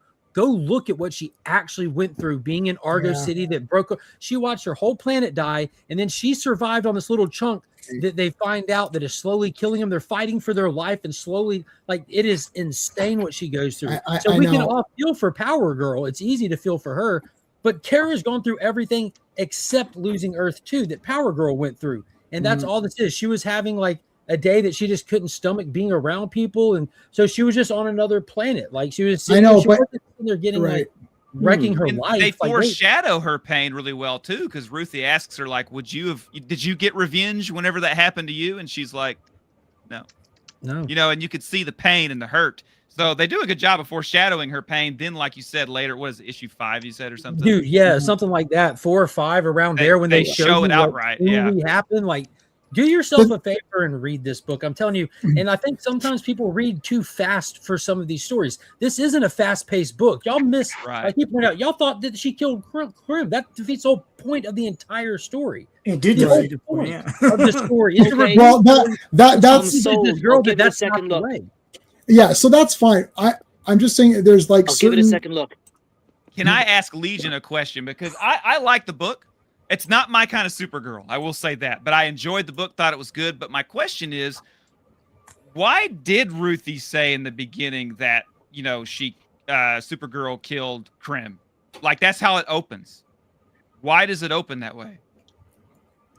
I don't know. I'd have to go catch that little detail. Like I said, these aren't fast-paced books, and despite my memory, I haven't read this book since the day it came out. Like, I bought it in floppy copies the day it came out, read it once, and put it away. I just have this one here because, like, I keep all this stuff I have around me is very strategic and not for this stream. Right. But like in the future, that Supergirl movie's coming out, and you know, J-Man, you know, I do giveaways on my channel. Yep. So I've got. I don't do any giveaways. So I've got like the first appearance of Lobo. I've got the is that Omega Man? Yeah. So I've got the DC Finest Supergirl. Oh, that's the real Supergirl. I've got multiple of these. It's orange and purple jumpsuit. Yeah, where they're having the contest as who could kill the most Omega Men in it. It's savage. And I got a first print of this. So I just cherry pick stuff along the way. So when the movie gets here, the channel member giveaway will be massively valuable and super relevant. Nice. So I try to do since it's Christmas time, it's we're celebrating the greatest story ever told with the birth of Christ. So I decided to do a greatest comic story ever told themed giveaway, and I've got Kingdom Come, the Absolute Edition. Awesome. Yes. The San Diego Comic-Con exclusive McFarlane and a CGC 9.8 of issue 4. So I try to keep it themed for the time era. You know, it's just fun. So Mark, you love that comic story, and they're doing a kind of version of it. It doesn't sound completely accurate. I don't think Ruthie's in it. Lobo's in it for no reason. Krem is the villain, I think. Lobo's in the original script. Lobo's in the original script. So I don't think Lobo was meant to be through the whole thing, and I think we might be substituting Comet for Lobo in this. I think it's like I want nothing more than to see that cosmic level Comet just save the day, but I don't think we're going to get that. I think we're going to substitute Lobo for Comet because he was the original script idea. So what do you think the Jeopardy is going to be? Comet? Krem? You think Comet is going to be Lobo? Yeah, I think they're gonna interchange them. Bloop. You pick I up thought Lobo on one of the Lobo random might be the planets. bounty hunter in the beginning, and then he might be chasing them the whole time or something. That's kind of what I mean, thought. that's an easy layup. I'm trying to think of how could he have participated in the original script. Well, he could have been like a one-issue throwaway character that they encounter on another planet. I don't think that you would have had a competing chase for Krim, because you would have had to sacrifice so much of the very personal and interwoven storytelling that this book is. So that would have taken too much out of it. But Comet being a sub character that carries through a few issues, I can see like that's a good subplot character or supporting character. Not a bad thought. Well, what do you Momoa's think gonna steal that movie. chasing Krim for? I feel like they're gonna kill Crypto. No, That's no. what I feel I like think it's Crypto. gonna Well, be. that's a great idea. Zero. The dog sucks. No one will see it. I said kill that dogs. when Crypto survives. I said this as soon as they showed us that Crypto was going to be in Superman. I'm like, oh, they're clearly setting this up for Supergirl. And I said, like, from the first time, I said Supergirl will be the after credits to come get her dog. It's that simple. Why don't they have Streaky? Because nobody likes cats. Super cat. Crypto's in the They don't like comic. cats. Yeah, dogs are better. Yeah, you guys, I like cats better. Yeah, I think it's going to play out. I honestly think that the basis of this will play out just like the book. Ruthie's parents are going to get murdered by Krim. Supergirl's dog's going to get shot with an arrow, and he's going to be down and out on the men while they're off, both trying to get their air quotes here revenge. And by the So end she doesn't of it, have her powers, though. I think, right? no, dude, she should have had No, her she has her in- powers later. See, that's what they messed up in James Gunn Superman. She would 1,000% be normal on Earth. By Right. the time you just travel that close to the yellow sun, you'd be normal. Yeah, so that's what I'm saying. She's on a yeah, I red see it. sun planet for all of 8 pages of issue 1, and she's Ruthie's normal in it. Supergirl for the rest of it. Right. Okay. Yeah. So I yeah, didn't know thing- Ruthie was in the movie, so she. That's fine. Cast. We're Yeah. like, I see all these movies opening night on IMAX, anyways. I just don't like introducing Supergirl in this dumbass way. She's drunk and an idiot. It doesn't make me excited. I'm supposed to be like, I can't wait for Supergirl. Now it's like, oh, she's gonna be annoying, irritating, and she's gonna be. And she called Clark a bitch. Like, really? Yeah, that was out of character. That the Supergirl in that book, In his Tom movie. King's Supergirl is not like that at all. And I Right. think Gunn, what did he say? Did that? So, well, that's why Crypto is so unruly, because look at the owner. Yeah, but Crypto's a smart dog, and, Yeah, dogs very know. smart dog. Dogs know when their owners are not feeling well. Yeah. And can't he fly? Couldn't he pick? He starts. It starts off with Superman. My wife tuned out on this one immediately. She's like, he's all bloody, beat up. She says, "This is gross." It's like, nah, I'm done. I'm like, really? She's like, yeah, I'm done. I'm like, you're literally done. I was like, she's like, yeah, I'm done. I'm like, okay. Okay, I'll watch it on my own. And so I shut it off because I was going to watch it on 4K. And she's like, I'm done. I'm like, okay. And the dog beat him. I think the dog started beating up. She's like, this is like, what is this? This is stupid. I was like, okay. It's like, then we ended up, I don't know what the heck we watched something else, Deep Space Nine or something. Hey, how's it going? 6-7. I don't know what. Good call. Oh god. 6-7 something. I'm too old. I don't even understand what it means. I don't know what any of this means. I do. I've Googled it. I don't get it. I don't know. No, I don't know what it means. You can private chat me if it's something rude. No, it's not. It's just a No. little thing that kids say that makes them feel like they're on the in crowd of something that doesn't exist, just so adults can say, what does it mean, and they can laugh. Oh, okay. When we It has Ace True. Batman. Not wrong. Hey, Charlie, how's it going? We got the DC Comics Super Pets movie 2 years ago. That I saw that in the there. theater. It was super fun. I did too. I took the kids. We have it. I went with my niece and nephew. Yeah, my daughter loves it. My niece was like, it's great watching it with kids because they really invest. Like when Superman was injured in the beginning of that, like, that we're sitting there, oh, he has to be injured because the pets have to take over because otherwise there's no movie. But she's like, oh my God, she's like, Superman, is he gonna be? He's hurt and everything. I was like, and I'm thinking, it's like, well, he's gonna be fine, but like they don't know that. Like they don't know they don't know that. Hello, So she's like, oh my God. I said, he'll be okay. No, he's hurt. I'm like, it's okay. Then we'll watch the whole thing. It'll be fine. It's like, eat your gummies or whatever. Pretty awesome. Okay. Classic. You gotta go, right? Yeah, I'm gonna have to go here. All right. Are you excited? Are you excited for where this is going with Netflix and all that?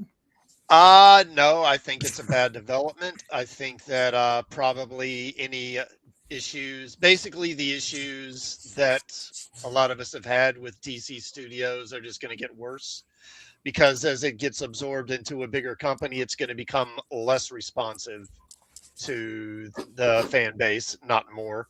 Okay. And it's only going to get worse, is my guess. All right. Okay. Well, I'll see you on Monday for Avengers.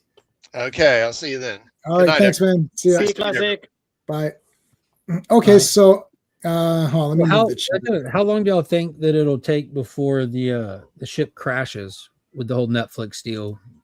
Because this isn't something that happens overnight. There's some long-standing contracts already in play. Like IMAX has an exclusive contract that can't be voided with Warner Brothers. David Zaslav is staying on for I think at least through 2029, which is fantastic news.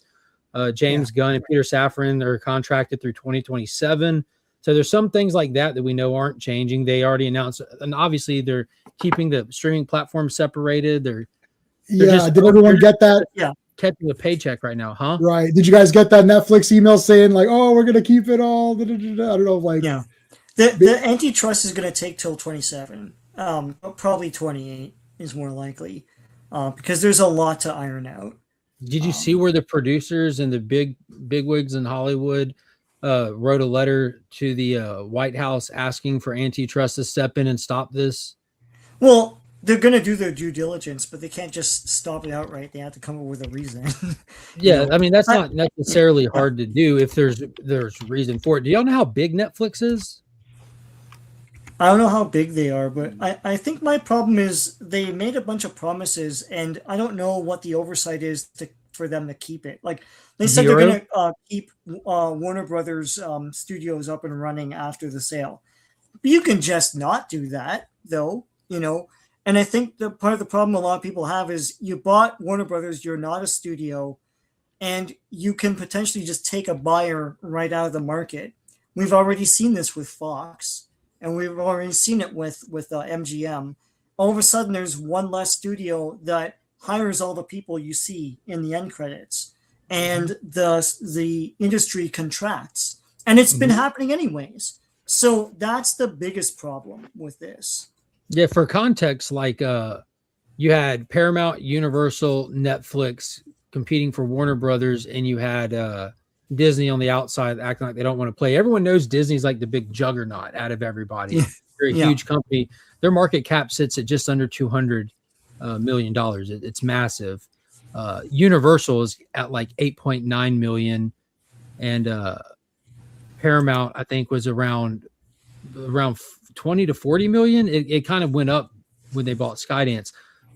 But Netflix, that doesn't have its own studio, that isn't Disney, market cap is 400 million. They're massively bigger than Disney. And I'm not talking about Disney movies. I'm talking about Walt Disney, Disney. the empire. Yeah. The empire. Parks, Netflix boats, is somehow 4x Disney. Like, dude, that seems crazy. It does seem crazy, but I thought that was crazy too. So I went and played around and looked at this. Like, how can they come in and just say this and that? Like, they're very confident in this. And then when I saw them turn around for the cash bid, I'm like, they're the only person that can do this. It's nuts. I saw two posts. One said 70 whatever billion, and one said 80. What is it? Which last one? I saw was like 82. 82. 82.7 is the number. Yeah, that one of them had it. One of them had it at 72 point. Like I saw that, I was like, how's that? Like that was. It could be someone their typo on their whatever their JPEG. But I think that's what it was 72 at first. So yeah, it must have been a typo. Okay, well, so yeah, I saw 72. Do they not acquire then all of the IPs that fall under Warner's catalog? So that massively, as a streaming service, massively increases the amount of stuff they can put on. I mean, they had Big Bang Theory on Netflix down here for ages and ages, and then of course they lost it for a while. But that would allow them, I guess, to grow their platform a little bit more. I mean, not that it needs any more growing, but yeah, it's American movies are still popular. It's insane how much smaller, because we talk about Disney and we talk about HBO, but it's laughable how small these platforms are compared to Netflix. The shittiest Netflix show can come out that we've never even heard about, and it can chart 50 million viewers on any given day than the best streaming show on any of the other platforms on a good day. It is insane how much bigger they are. So again, one person, one household, but my wife, like Netflix, if you went to her profile on Netflix, you'll think you're in Japan. You're like, are we in the Japanese Netflix? It's like she watches literally every Japanese show. Just like one ends and it goes to the next one. Next one. That's it. She just continues anything, any topic. So this one's about cooking, about these chefs or whatever. This one's about some radio show thing. This one's about now she's watching one about cops or something, cops getting trained, and just runs through them all. Prior to that, it was all the British shows. We watched all of it. Like I own all of Downton Abbey. I've seen that all. She watched The Crown, all of it. Like just watch it. Next one. It's so funny. There's so many Indian shows on there too. She doesn't watch them. No. We well, we own a lot of the Shah Rukh Khan movies, anyways. Right. But and she doesn't like RRR, and she doesn't like. No, but they have TV shows. But they have those. She won't watch the shows, but the movies, she'll cycle through those. So, I mean, I don't know. Like as just a generic guy who's like, oh, I just watch movies and get comics. I mean, I don't know what's going to happen. Like Classic was saying that he thinks that. It's like it's not going to be responsive to the fans. Anyways, is it responsive to the fans now? Anyways, I don't know. Like, I don't know if anything will change on my low end of I'm just going unless they're going to say we're getting rid of the comics completely. Yeah, and we're going to just go to Superman will be a video game character and a TV show character. I don't know if A lot of these characters now are movie characters. Like Captain America isn't a comic book character to most people. To most people, yeah. To most people, they're just like, oh, yeah, he's in movies and stuff. Hey, could not be reached. No, but even DC and Marvel, like when Warner Brothers and Disney didn't go to Comic-Con one year, everyone on the board's like, oh, Marvel and DC are not at Comic-Con this year. It's like, no. Marvel Comics and DC Comics are at Comic-Con. But like MCU and DC, right? Not there. And they're not. That's what DC and Marvel is to you. Yeah. No, I think the problem with this is I think people are seeing in real time the end of their legacy, the legacy industries. I mean, they're not going to honor classic Warner Brothers movies. You're not going to see a ton of Robert Mitchum on Netflix or something. If no one's watching it, they'll just take it off. I don't know. I'm not sure about that. Once a year. Yeah. Well, I watched Lawrence of Arabia on Netflix this year.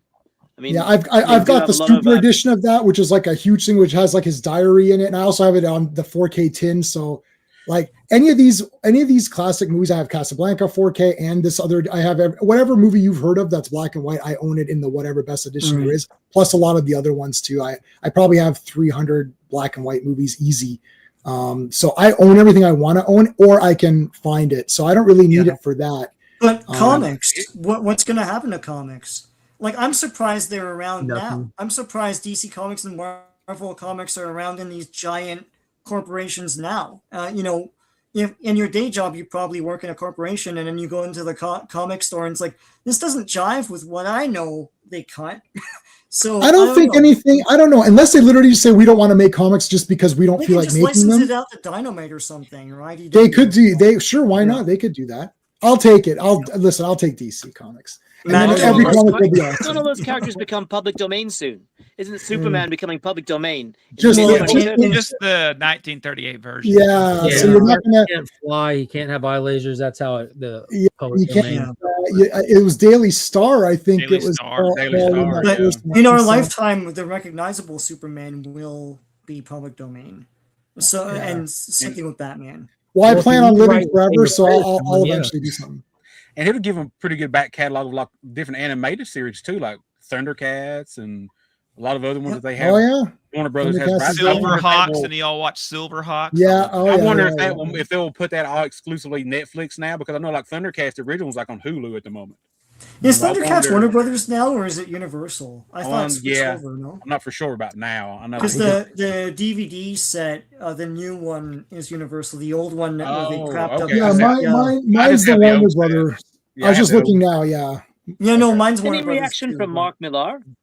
Warner Netflix acquired Miller World, right? Yeah, they acquired his Oh yes, that's right. Well, so Miller's going off social media. I don't know if anyone bought Psychic Sam, but I did.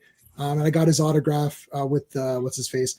And so now you get all the updates. And Mark Miller is saying he's off social media. Period. Like he's just done. So it's Wow. all, so it's all Kickstarter stuff or whatever. What's Nemesis? That Image? Who does Nemesis? Image?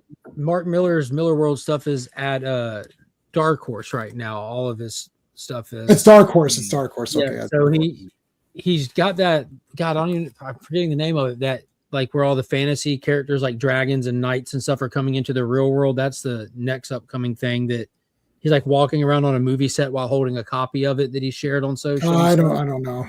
He's about to be launching a lot of work back into like the film and TV side of the stuff that he does. So he just went ape shit over the last 2 years, getting out all of his books, all of them. The finale to Nemesis is coming out right now. We finally got the finale to Jupiter's Legacy. He just got out Huck Volume 2. He got out Prodigy Slaves of Mars. He got out Nightclub Volume 2. All of this stuff was coming out like at the same time. It was been amazing to be a Miller fan. So I think he leaned into that during all the strikes and all that. Because what is it called? Magic Order got the finale to that out. He said that was what got ruined by all the strikes and everything. That was the next project that they were working on at Netflix. So I think he's about to get back to work on the stuff that kept him from writing previously. Yeah, so I think there's a lot of, people are using Kickstarter, that Indiegogo, all those ones. It's like there's a lot on there. You can get a lot of stuff on there, and it's easy for them. But even Mark Miller is not getting as many. Like you would have thought that would have gotten a lot more backers, or I don't know. I can't read the room on comics. Like if you go on Wednesday, my shop's pretty goddamn packed, and there's the whales, like the stack. Like is like massive, right? And like they're like, yeah, Jay, you can go in front. They know I'm only buying Batman and Superman, and then I'm leaving. It's like, and the guy's like, yeah, Jay, you're good. You're just going in front of me, because the guy knows, he's like, I'm gonna be here for fucking 20 minutes, ringing this shit up. So like, I can't tell, because they'll sell a lot, and that blind bag Batman thing, holy crap. And I don't know what any of this means, but there's 2 or 3 gold ones at my shop. When I just see my shop owner. The ratios. So 1 in 50, 1 in 100, 1 in 500. Okay, so there's a gold one. There's a few gold ones. Full. It's like gold foil. Looks like a gold all foil. of them were foiled, but like it was the you could go buy a regular cover, or you could buy a blind bag for a shot at a foil version. And if you pull a gold one, the gold ones are the ratio. So okay, so Mark Spears Dark Side. The foil one will be in the blind bag. The gold foil one is a ratio. Okay, yeah, makes sense. There's a method to the madness. So those are selling. And gimmick, but people. Guys were buying like 3 or 4. And then you know what's another? What was another? 100 at our shop. Gone. Yeah. And you know what's another gimmick? But it's selling. It's those where you just buy a blank cover with just the trade dress on it. Just like the logo on it, and artists will draw on that, whatever, so those are sell. I saw a guy went there, guy must have bought like 10 of these. I was like, 10 or that's a blank. Oh, Turok, yes, that's awesome. That is awesome. Yeah, so guys will buy that, all right, and draw on that, and that's a thing too. So I don't know. I can't tell, unless Netflix just says, oh, I don't feel like doing comics, so F it. Like, why would they do that? Like, Rob Liefeld posted saying he's not concerned about it. Like, the earliest that anything will ever even get to looking at or shifting or moving is late next year, and he doesn't even think it'll be that quick. No, it won't be. Yeah, no. Didn't a lot of people worry about that with Marvel when Disney bought them, that they might do something with the comics? And they never did. I don't think Netflix will mess with the comic books. I believe I wouldn't think they would. I could be wrong, but I think they'll probably just leave the comic books alone. They'll more focus on the other media than they will the comic books. Okay, so Supergirl's already complete, right? Like, trailers coming out on the 11th, I think. All right. Late So what was everyone's impression of so I hated seeing her in that beginning, in that end. I hated that entire scene. So I hated that. So now I'm not looking forward to it because of her introduction in that movie. Sean, what are your thoughts? We'll go down the line. What for Supergirl's? Yeah, like hype level for the Supergirl movie / her appearance in this movie. James Gunn made the insane comment that this is going to be like Guardians of the Galaxy, and everyone said, oh, like Peacemaker and Creature Commandos and Superman? What are you talking about? So I don't know how self-aware he is, but it's gonna be more of the same. Like whatever the story is, like even if it's like from the comic or anything, and even if it's a good story, I think it'll be undermined by just everyone's a snarky a-hole, you know. So I'm not that excited for it. I don't know. I want it to be a success because I want Super Things to be a success, but I'm not very excited. So yeah, well, we'll still be sitting next to each other on opening night. Yeah, in no, we'll IMAX, watch it, yeah. but, Yeah, well, and then we'll they- complain like- about it, and that's good. And then we'll make fun of everybody as they say. Okay, Super RR, are you? Well, I guess I don't know. You're not excited, are you? No, well, my thoughts. I've got three thoughts. One, this and another sort of CW gets it right, James Gunn gets it wrong. Melissa Benoist was superb as Supergirl. The show, Yeah, the show's started out poopy, but okay she was and awesome. Not so good, but Yeah. she was brilliant as Supergirl. She's super awesome. Yes. Two, I think that this version of Supergirl that Millie Alcock portrayed at the end of Superman, to me, is awful, but it may resonate with enough people to make the movie make a little bit of money. And three, I think if Jason Momoa has a reasonably sized role in the film as Lobo, I think he's going to steal the film. I think people will walk away saying, wow, when's the Lobo movie coming out? That was amazing. I think Momoa is going to steal, if they give him room to play, because Momoa is a very charismatic guy. I think he will steal the film, and Lobo is basically Momoa being Momoa himself, just a little bit more rough around the edges. Just in whiteface. That's my prediction. They should have.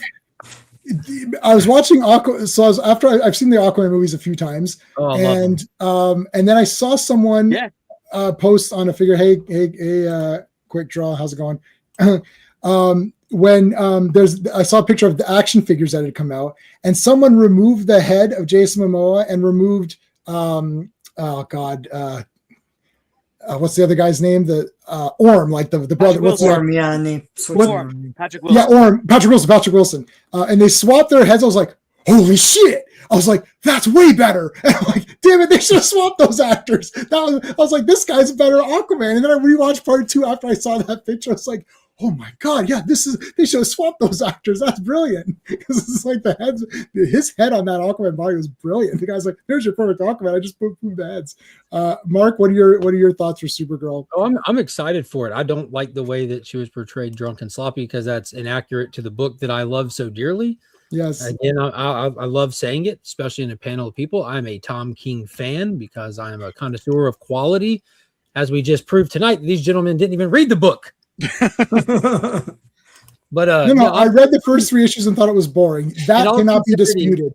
And also, the most exciting part for me is like I'm excited about the DCU because I'm excited about variety in it. I'm excited to get back to what Marvel did good in phase 1, where all of their superheroes were represented by a theme of the character.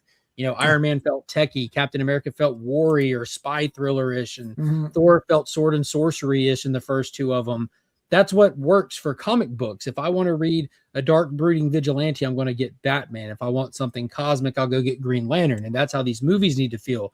They all can't feel like James Gunn's personal projects. And as of right now, all we have are James Gunn's to judge it on. So we're saying it's just quirky. It's just this. It's just, well, this is a Craig Gillespie film. This isn't a James Gunn film. And then the Swamp Thing film won't be a James Gunn film. Then the Clayface movie won't be a James Gunn film. I'm excited to see the variety that the DCU has brought to the screen so that the audiences can pick and choose what they like more or less. And I pray to God that they're not so stupid that they think they have to interconnect these through one through story, because that's the quickest way to ruin this, is to try to pretend like these movies can't stand on their own merits from beginning to end, and they have to service some kind of larger storytelling that none of us give a shit about.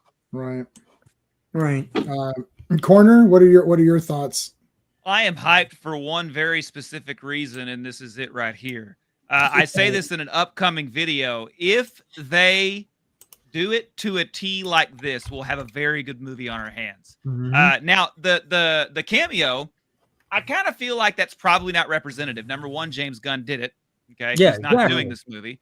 Number two, it is kind of the same as the book because she starts off drunk, but in the book, it quickly tells you why she's drunk. Whereas in the movie, you're just like, oh, she's just a drunk. Everyone thinks he's a club wreck. Exactly. Yeah. Exactly. Paris Hilton Supergirl over here. You're going to be surprised when you get to the movie. I hope so. Yeah. Okay. And also, I'm excited for the Superman family being moved forward. Anything super that's being moved forward, I'm like, okay, let's work on that and see if we can't improve things. Yeah. Daniel, what do you think?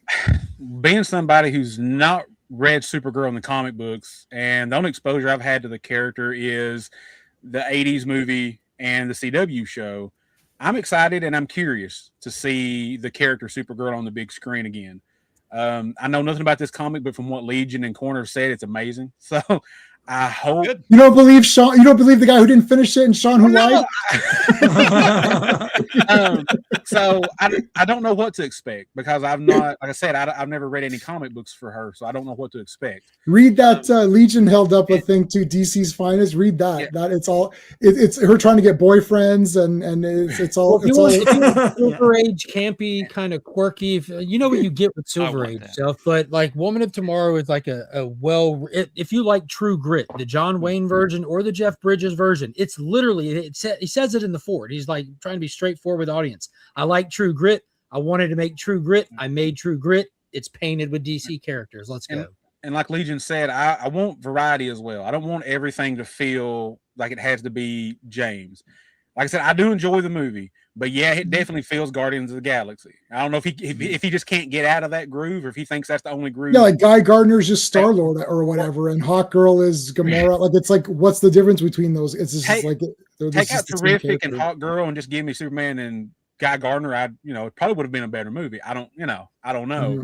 but I definitely want variety too. I don't want and hopefully the directors don't feel like they have to be under Gunn's thumb and they have to do what he says. Well, make it. Well, Supergirl will that'll be the test. Yeah, because make it feel this way because Superman was this way. Right. I hope they're like, look, this is my vision. It'll kind of go with your movie, but let me have my way of doing it. You know. So I don't know if they're gonna because that comic did go. There's a lot of space stuff in it, right? From what I remember.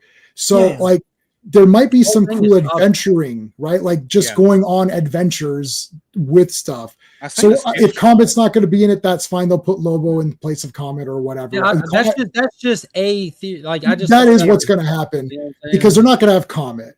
But see, then I got to be a dick and be like, well, why can't you just have Comet then? If you're going to have all this weird shit anyways, have Comet. That'd be sick. Like they want to introduce Gunn movie. They want to introduce Lobo so that Lobo can have his movie, right? It just depends on how ambitious they want to be with it and how much of a risk they want to take.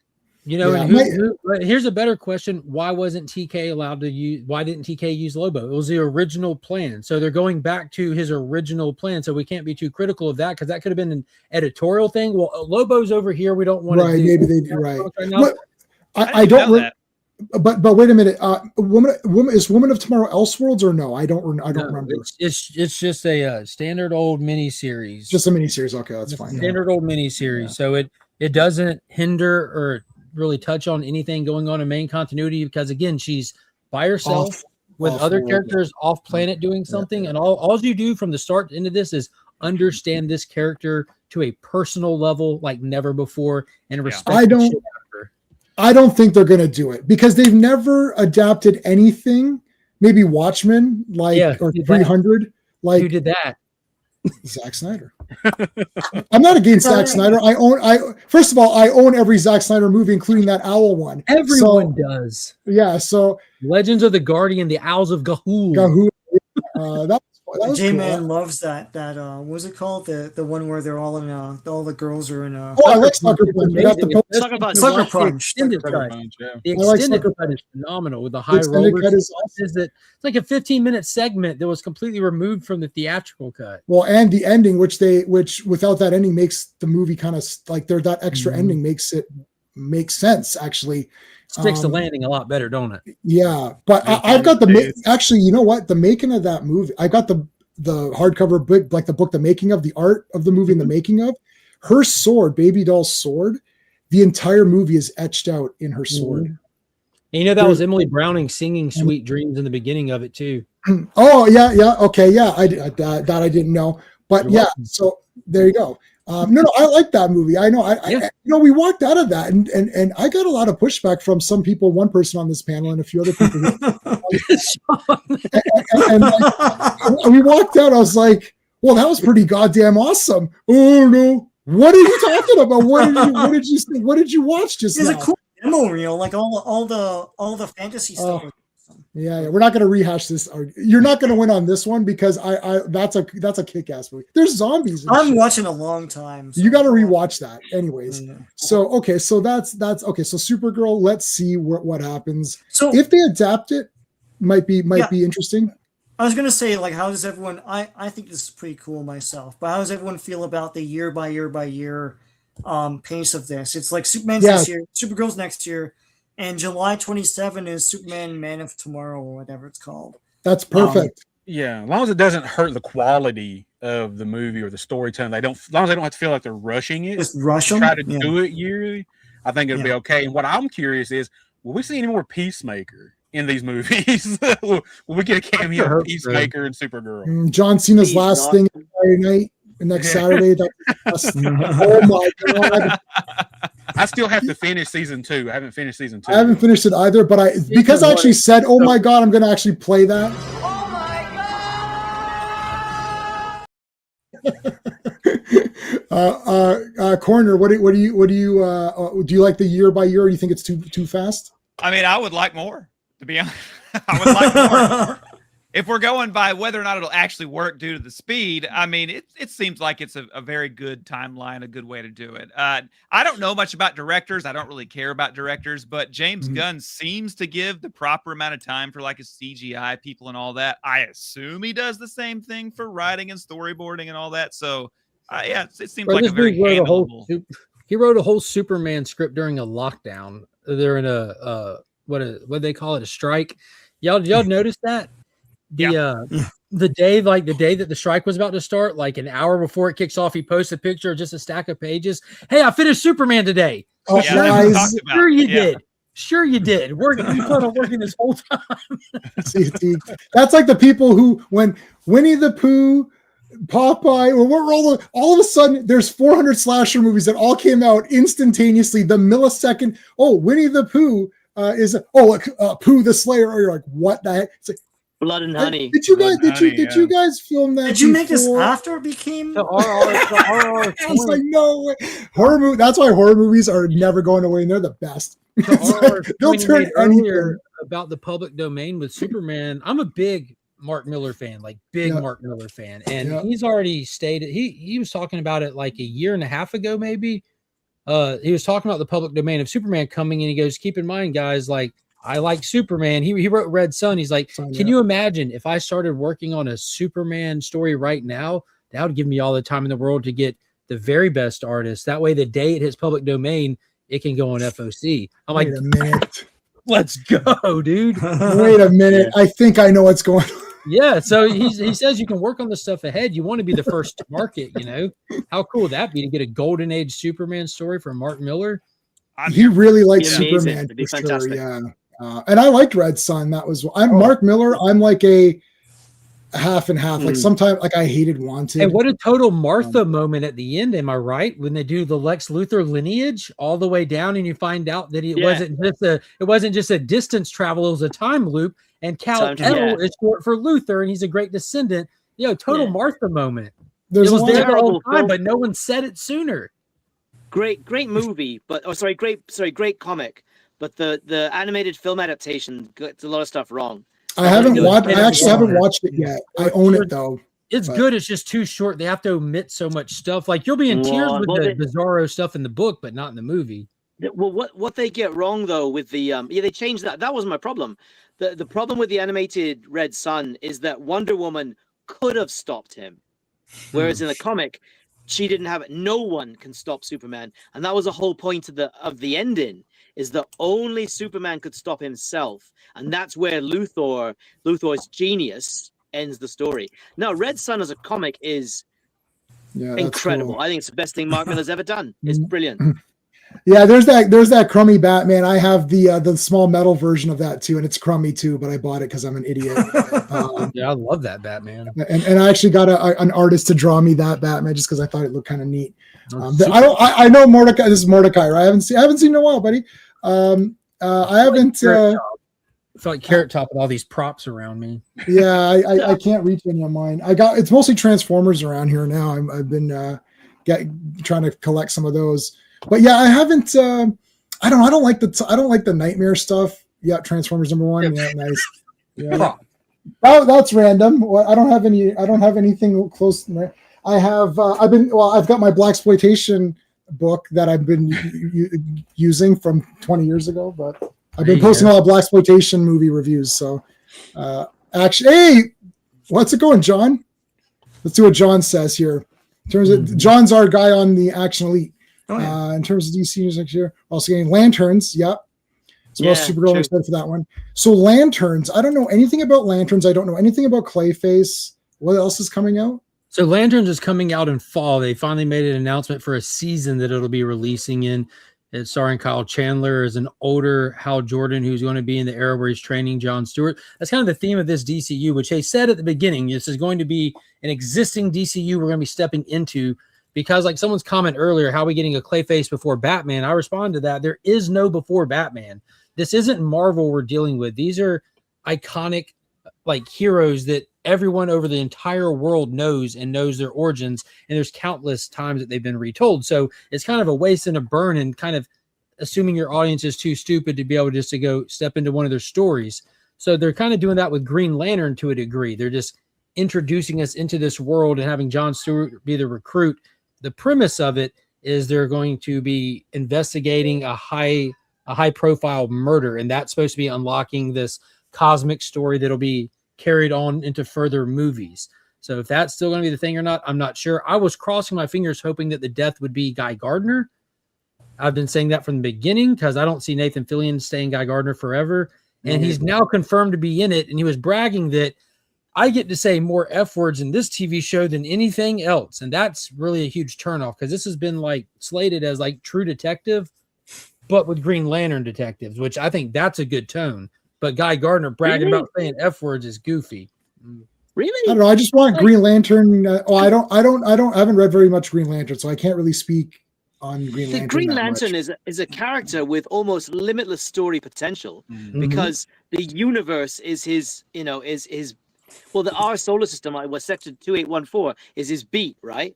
But I mean, like it is a character with limitless potential of traveling to other worlds, seeing other things, introducing new species, different characters, all the rest. To bring it back to Earth seems a massive waste. That's where they operate. 90% of their books are going to be on Earth, and they'll take to or take to the cosmos.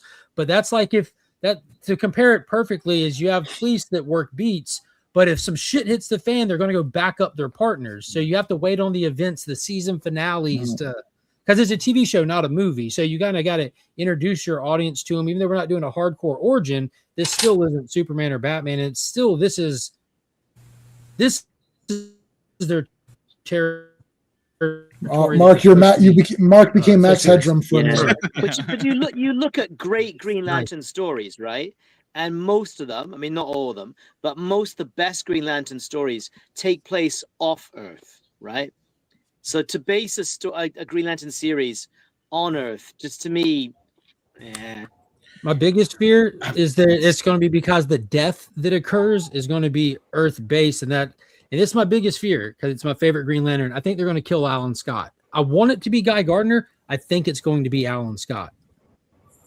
Well, how would Alan Scott fit in that continuity? Because he's not a Green Lantern Corps member. They're all already introduced, and the Emerald Flame goes deeper than the Guardians. It is tied into it, not directly, but like. How about this question? Okay, so let's do the panel on this question then. Do you like the idea that the heroes are already around?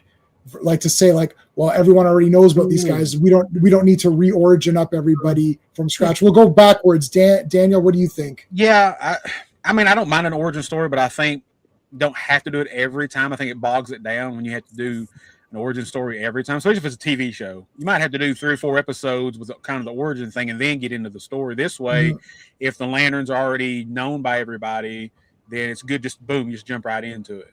And with my thing with the TV show, like Legion was saying about Guy Gardner stuff, I wonder, are they going to bring in like all the other Lanterns like they have in the comics, like Simon Baz and Jessica Kyle Cruz. Rayner, Jessica Cruz? Because that's What one about thing the that got me in the aliens? comics The aliens? was there were so many Earth Lanterns. I mean, I get it. That way there's somebody to protect Sector 2814 if Hal leaves or if, whoever goes. I get it. But I don't know. I feel like it was a little too many. Too many Earth. But I love Simon Baz. I love to see him on the show. Right. Does it beg the question of where were these Green Lanterns when the Earth's core was being pulled apart? They're often space. That's the thing. They're often space. Like, is that a question? Okay. So, Yeah. all right. So right now with KO, the Lanterns are on Oa because Oa was destroyed. They just rebuilt it, and you just finished the Starbreaker Supremacy story arc last month.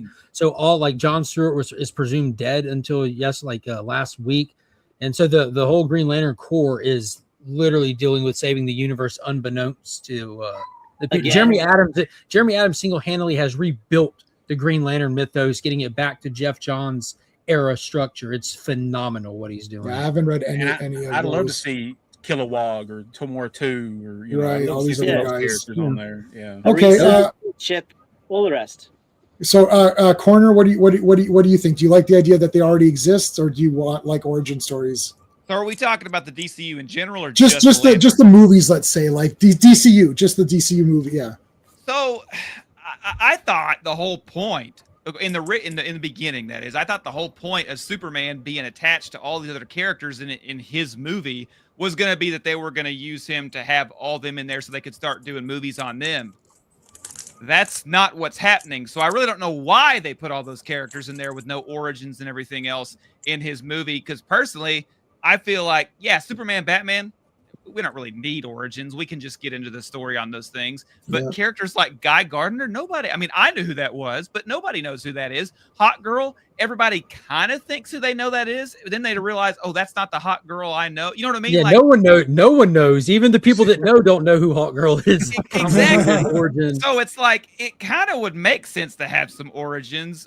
I thought that's where they were going with it, but they're not. So I don't know. I mean, no origins on characters that it makes sense, but on all these other ones I'm like, what are we doing? I don't know, but I thought it worked in the Superman movie. I didn't think that it felt like, oh, I need their origin stories, but if we're going to do more and more, it would be nice to know a little more about them, Yeah, if they've got Wonder Woman, especially if they just had movies that had origins, then maybe you can, we don't need Aquaman again, we don't need Wonder Woman, we don't need Superman, Batman, right? I mean, well, Flash had a movie that was about everything but Flash's characters. It's like, how many Flash villains were in this movie? Oh, none. It's just a movie. Terrible. I don't hate Flash though. I like the Flash movie. I didn't hate it either. I didn't hate it. Listen, I liked it as soon as Keaton showed up. That was the best part about it. He was pretty. That was cool. Good. Yeah, I don't hate it, but I think that people don't. I don't care what people do outside of the role they play. Like, I don't care if David Cornsweet, I like David Cornsweet, but if he went around, I don't know, like kicking animals or something stupid, I don't know. I don't care. Like, I only care about the movie. It's like, I don't care what people say in interviews. Everyone's an idiot, in my opinion. Yeah. Chloe Sullivan's my favorite Smallville character. And Allison Mack is horrible. she's I saw you posted it. Yeah. Okay. Mark, do you like the way that's going with no origins? Man, I think it's perfectly fine. I'm a comic book reader, though. Black Adam is a great template to go to. I know a lot of people were crying and moaning, who are all these JSA characters? We need more origin. But then those same people are like, James Gunn's perfect. This movie's perfect. And that kind of hypocrisy drives me crazy. But I think it's wildly smart. Never have I ever watched a movie that's non-superhero related and thought to myself, damn, I wish that supporting cast member had a standalone movie so I could know more about how he was raised. I get these are flashy characters, but that's the world of superheroes. And we're almost 20 years post Iron Man now, when this is like mainstream stuff, superheroes. Even if you don't read comics, you've been watching superhero content for so long that you understand the dynamic of a superhero world. And there's plenty of characters, if you go back and think about it, that you saw that you don't care to see their origin, or you don't need more information on because they serve their purpose just fine. So I think it's the way to go moving forward in an era when everyone's desensitized to superheroes. It's assumed like this woman flies in on wings with a mace. Yeah, in this world, for sure. Of course she screeches. That makes sense. If they decide to give us more, sure. But I think Black Adam did it light years better because we had a couple better moments with our cast when Kent was talking to Carter. We've been at this for 100 years, my friend. And these little references to that, and like Adam Smasher calling Al Pratt on the phone, played by Henry Winkler, giving you the legacy of the character in that brief moment. They did such a better job writing those characters and giving you these little tidbits that gave you that information. I think doing that along the way is wildly more valuable than giving us an origin story or ignoring the fact. Yeah. RR, what do you think? Well, it's all about execution, isn't it? I agree with Mark that the JSA was the best part of the Black Adam film. As a character, Black Adam himself, awesome. A little bit one note, but the JSA really brought that film to life. And Pierce Brosnan was he's the friggin' best. Yeah, he was great. I mean, they did a really good job there. He looked cool too. You know my thoughts on Gunn's Superman film. He didn't do anybody any favors. I mean, I guess Mr. Terrific came off looking all right, but he got the James Gunn Superman. Hold on, Superman didn't even get the cool scene of. I remember people cheered for Mr. Terrific. It's like, why are you cheering for Mr. Terrific in the Superman movie? In a Superman film. Mr. Terrific had the big cool scene where he came in and kicked ass, and even Lois Lane was pumped up for him. Even in their own movie, she's like, "Oh yeah, Superman, you're Superman got that scene when he turned up on Ultraman and then went straight in the air and took out all the Vipers. Like he got like it's over just like that. You're like, what were those? It wasn't the same thing, and nobody. I could tell because nobody cheered for it. Okay, anyways, sorry. So one of my I'm going to throw in one Man of Steel reference quickly, and then I'll answer the question. My thing with the Gunn film, there was no moment in that film that leapt out at me and made me go, wow, that's epic. Love or hate Man of Steel, or middle of it, there are moments in that film where you just go, wow, that was epic. Right? A bunch of them. You want to see go on YouTube and search something like Boy Reacts to Man of Steel or something like that. There's this little kid watching it.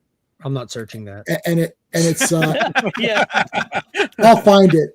I'll post it. And he's watching. So it's like the dad and this little kid are watching, his son's watching it, and the music's coming up and Superman comes out, and it's the big speech of Jor-El saying, you can do all this awesome shit. And then it's like, and the kid is like super excited. And he's like, he's like, oh my god! Like, and it's like that. That's gonna if you really hate Man of Steel, watch that, and then you'll have to take it back a little bit because like, oh man, that's bro when his fist goes down and then like that going down, yeah. All right, and the music, right? There's no music in Gunn's film that I remember that wasn't ripped off from John Williams. Like at least Man of Steel has its own pounding theme. Okay, enough about that. But well, I will say, I want to interject one thing about Man of Steel's music. Yeah. Hey? I want to interject one thing about Man of Steel's music. I thought the music was great, but I did not think that Man of Steel had a Superman theme. I was very disappointed that we didn't get a theme out of it. You know what I mean? But I thought the music was great. Yeah, I agree. I agree both points. Music's good. I can hear it. You kind of do.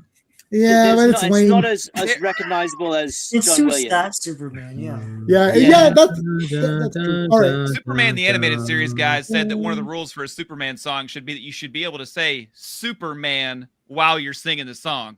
Like Superman. There's probably a good reason why. Yeah, that's good. I like that. That's not bad. Sorry. No origins. Honestly, it's execution, right? So Spider-Man in the MCU, so Tom Holland Spider-Man, we don't have a proper origin story for him really until you get to No Way Home. That's actually his origin story, if you think about it. Oh, yes. Mixed feelings about that film. I was like, what are you talking about? We totally saw him, but you're talking about the well, no, but if you think about the Tom Holland Spider-Man's trajectory, really, No Way Home is his origin story, where he actually learns to stand on his own and be his own hero, right? Then he has the real caution at the end.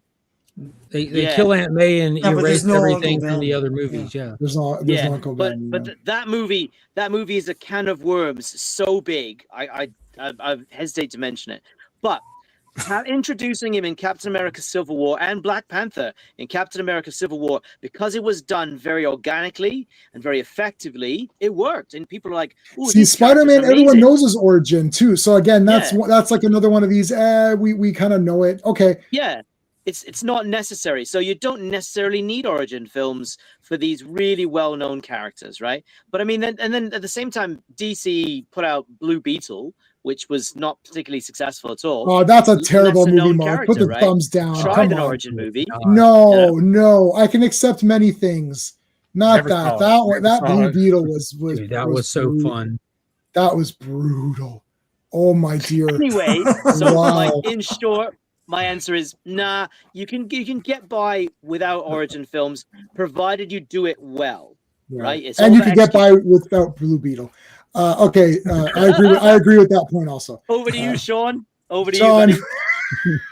Well, Jamie and I talk about this all the time. No, I don't think that they need origins Right. for everything. It's not just characters that we know, but like anybody, you know, unless it factors into the story or a Right. key part of their character we need to know for the story, we don't really need it. Remember the C-3PO origin in Star Wars? No, like, you know, you don't really need to factor in an origin for everybody. And I know that people are thinking that because it's superheroes. And look, I love the 78 Superman movie, but I think it set the precedent of like everyone needs to have an origin. And I think, like Mark, you said it, like we've been in this superhero high for 20 years, and the general public now knows what this is all about. And they don't really need an origin for every single character that you see in Superman. Like, you know, like Mr. Terrific is smart and he has those things that he flies on. That's it. And you're seeing it and you know it. So, yeah, I agree. No origin. Batman '89. I was like, this is awesome. It's like, oh yeah, my crummy parents died. Okay, awesome. And then the rest of the movie just, it's like that's it. It's like that was brilliant. I love Kid me. It's like the child version of me. The Superman movies, like Superman 1 was the worst movie. Like as a kid, I was like, Superman 1's like, okay, it's like 7 hours before Superman does anything. What is this movie? So as a kid, you know, when you rewind tapes, I would have it like in the middle towards Superman. Yeah, stuff. the helicopter thing. Yeah, yeah, helicopter. That's where the movie started. And Yeah, Superman, I skipped the first act every time as a kid when I watched that. of course, right? Yeah. It's Superman 3 is awesome. He's Superman a lot, or he's a bad guy for a while. He's in the costume I was like, I saw Superman 3 and 3. I was like, this is the best movie of all time ever made. Period. You know, it's like, oh, Richard Pryor can't jump off that thing. I'm like, I know. Who cares? Do you remember Billy Zane's Phantom movie? We covered it on the channel. I'm a super massive mega fan. Oh my god, that movie is so awesome! I'm a diehard Phantom fan. Like, I know. I see you bought the comics, recent ones. Yeah, that's the best way to do an origin for any superhero. Anything you spend the first 30 seconds reading out two. For those who came in late, and then you show the title card and you get right into the jungle action. Yes, I love it.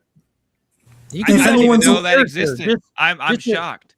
Just a pre-title intro. Yes. That's all it takes. For those who came in late, this boy washed up on this thing, and it's like he learned how to be I'll do my version. He learned how to be fucking awesome and kick the shit out of people. Then he became the Phantom, and then other guys became awesome as it went down. It's like that's it. It's like everybody's the best awesome. way to do it too. How clever is that? For those who came in late. That's awesome.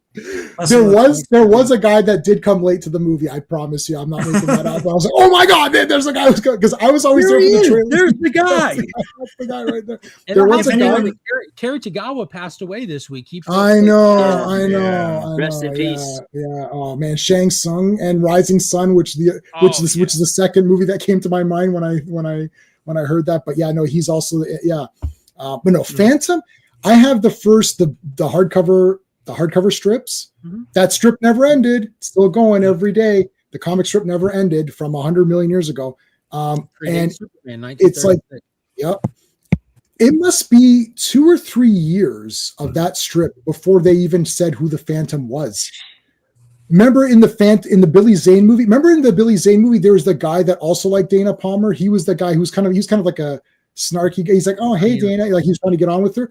They thought that he was the Phantom in the comics. He's from the comic strips, from the strips, not comics. He's from the strips, and they thought that he might be the Phantom.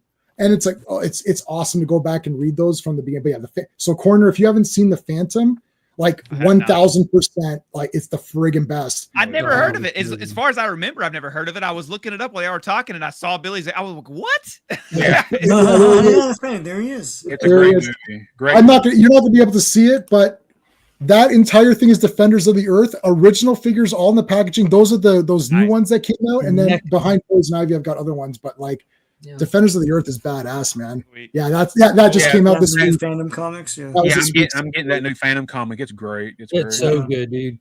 I think dude, wild take here because I talked to nobody else that reads it because they said that with this they wanted to do the first story arc to kind of get everybody who came in late into the Phantom to get the feeling. We're dealing with the Sang Brotherhood. We're in the jungle. We got Durant in here and all that. Yep. We know Diana's at the cave. Yep. They haven't said one way or another if they have a kid. What if they kill him off in this first story arc and this series is actually about his kid taking the mantle?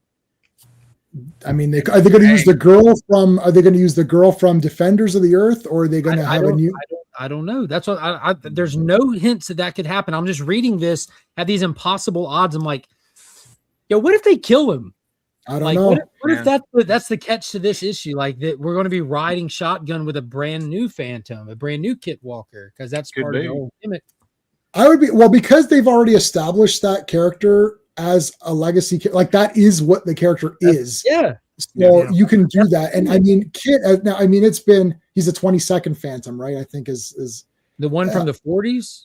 Or is he was he the 21st or 22nd? I think this one is I think it's hard because I read Defenders of the Earth too, and God, it gets hard when you have multiple on there at the same time. Yeah, I know. I stopped reading that.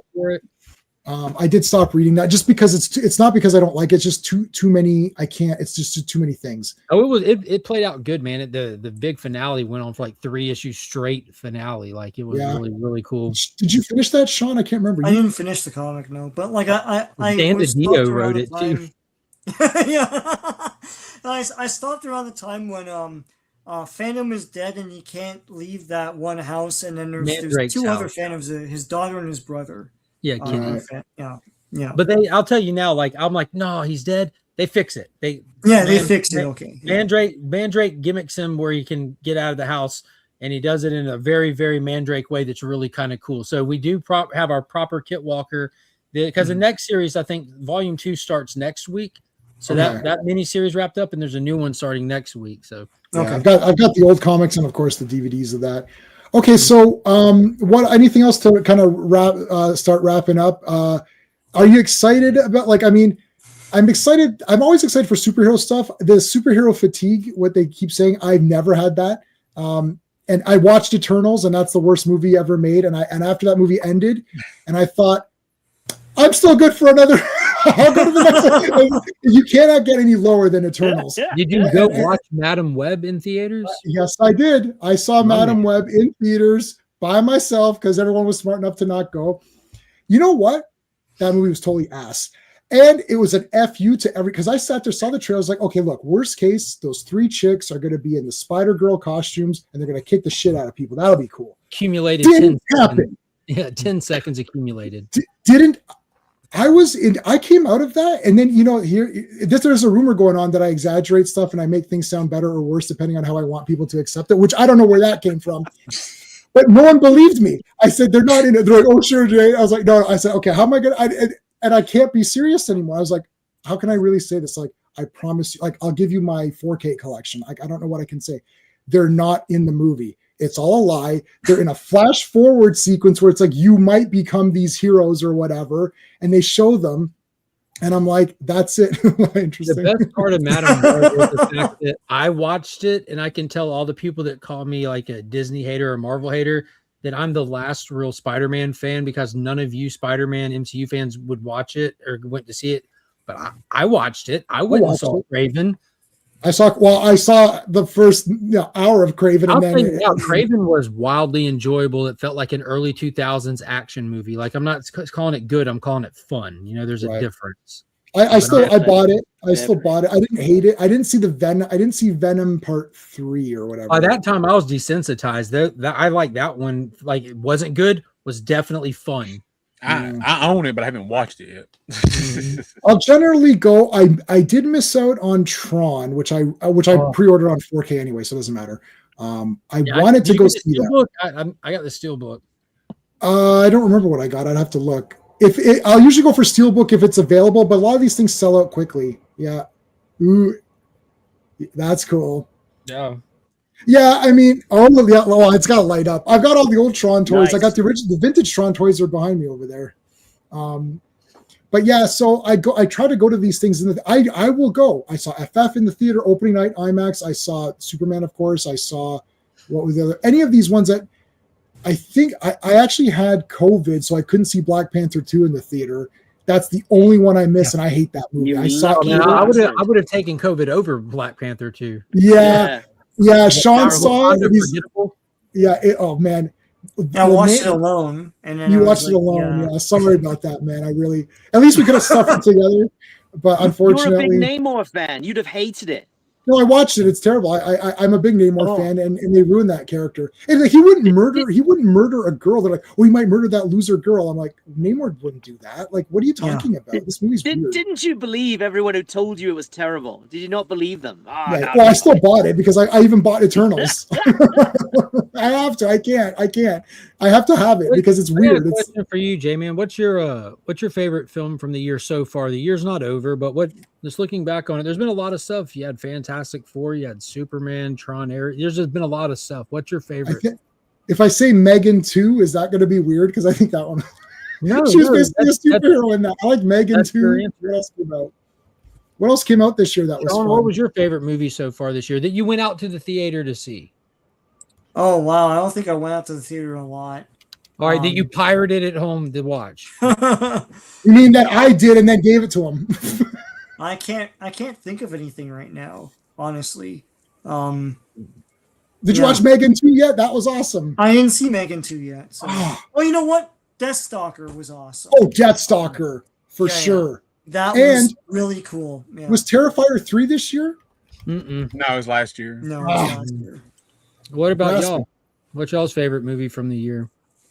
I like Sinners. Honestly, so I've seen this year. I saw Thunderbolts, Superman, Fantastic Four, and Mission Impossible 8, the final one. And of those 4 films, that's the only 4 times been in the cinema. Thunderbolts was the best of all those films. No way, Thunderbolts can't be. I didn't see Mission Impossible, but there's no way that's better than Mission Impossible. That can't be. I'll stand on business and say it's not. Honestly, TC. I love the Mission Impossible films, right? Like I've seen all the other ones in the cinema. I love those movies, but it was so convoluted. The last. I mean, the stunts are amazing, right? But the problem is the story's so convoluted, and it takes so long to get there. And it hammers the point home about Tom Cruise so many times. By the time you get to the end of the film, you're like, oh, thank God that's over.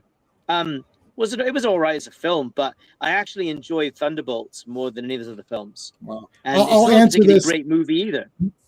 I hate James Gunn and Zack Snyder, their Superman versions, and I hate Bryan Singer. We keep forgetting to bag on Bryan Singer. He sucks too. Sean hates the same but for people. other reasons other than his Superman movie. There is that too. Honestly, Gunn's film made me rethink Superman Returns. You know the thing is, I don't like this. You know what I don't like? This idea that I can't dislike everything. It's like I'm not in Zack Snyder's garbage ass dumb camp, and I'm not in James Gunn's how about this? You can like some stuff from both of them and dislike some stuff from both. You can do that as well. Yeah, you could do that. So Sean and I both hate everything.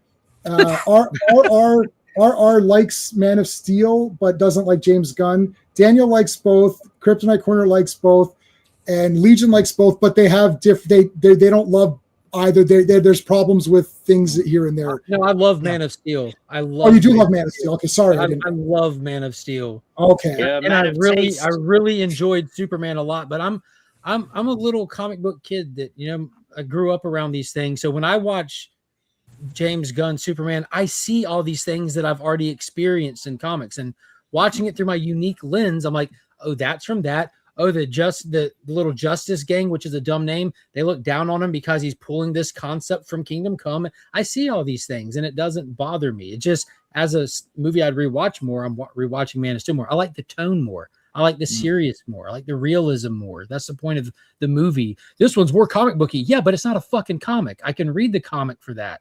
I like the Christopher Nolan feel of Batman best. It's just that.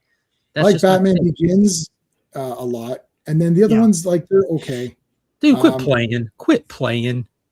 You Yeah, can't be that big of a hater. You can't just rewatched Dark Knight Rises, and that is a slog of sloggishness. I was like, God, when is this movie going to end? It wouldn't end, and I kept fast forwarding, like, it's not ending. Like, how can this be? Kryptonite Corner didn't answer. Kryptonite Corner didn't answer what movie he liked this year. Daniel and Kryptonite. Dan didn't answer either. Oh, sorry. For me, was it Sinners? They came out this year, did it not? Yeah, that was pretty cool. I like Sinners. Now, as far as going to the theaters, I didn't go to theaters much at all this year, except for I think Superman was about it. But as a movie in general, I think I probably like Sinners the most so far this year. All right, Kryptonite. I'm not a big movie guy, so I'm not sure if I've seen anything besides Superman in the theater this year. Like, I'm trying to think. Like, did you go see Fantastic Four? Superman is what gets me to buy books. Superman's what gets me to buy comics. Superman's what gets me to watch TV. You know what I mean? Like, that's what I go out for is Superman. So what was your question?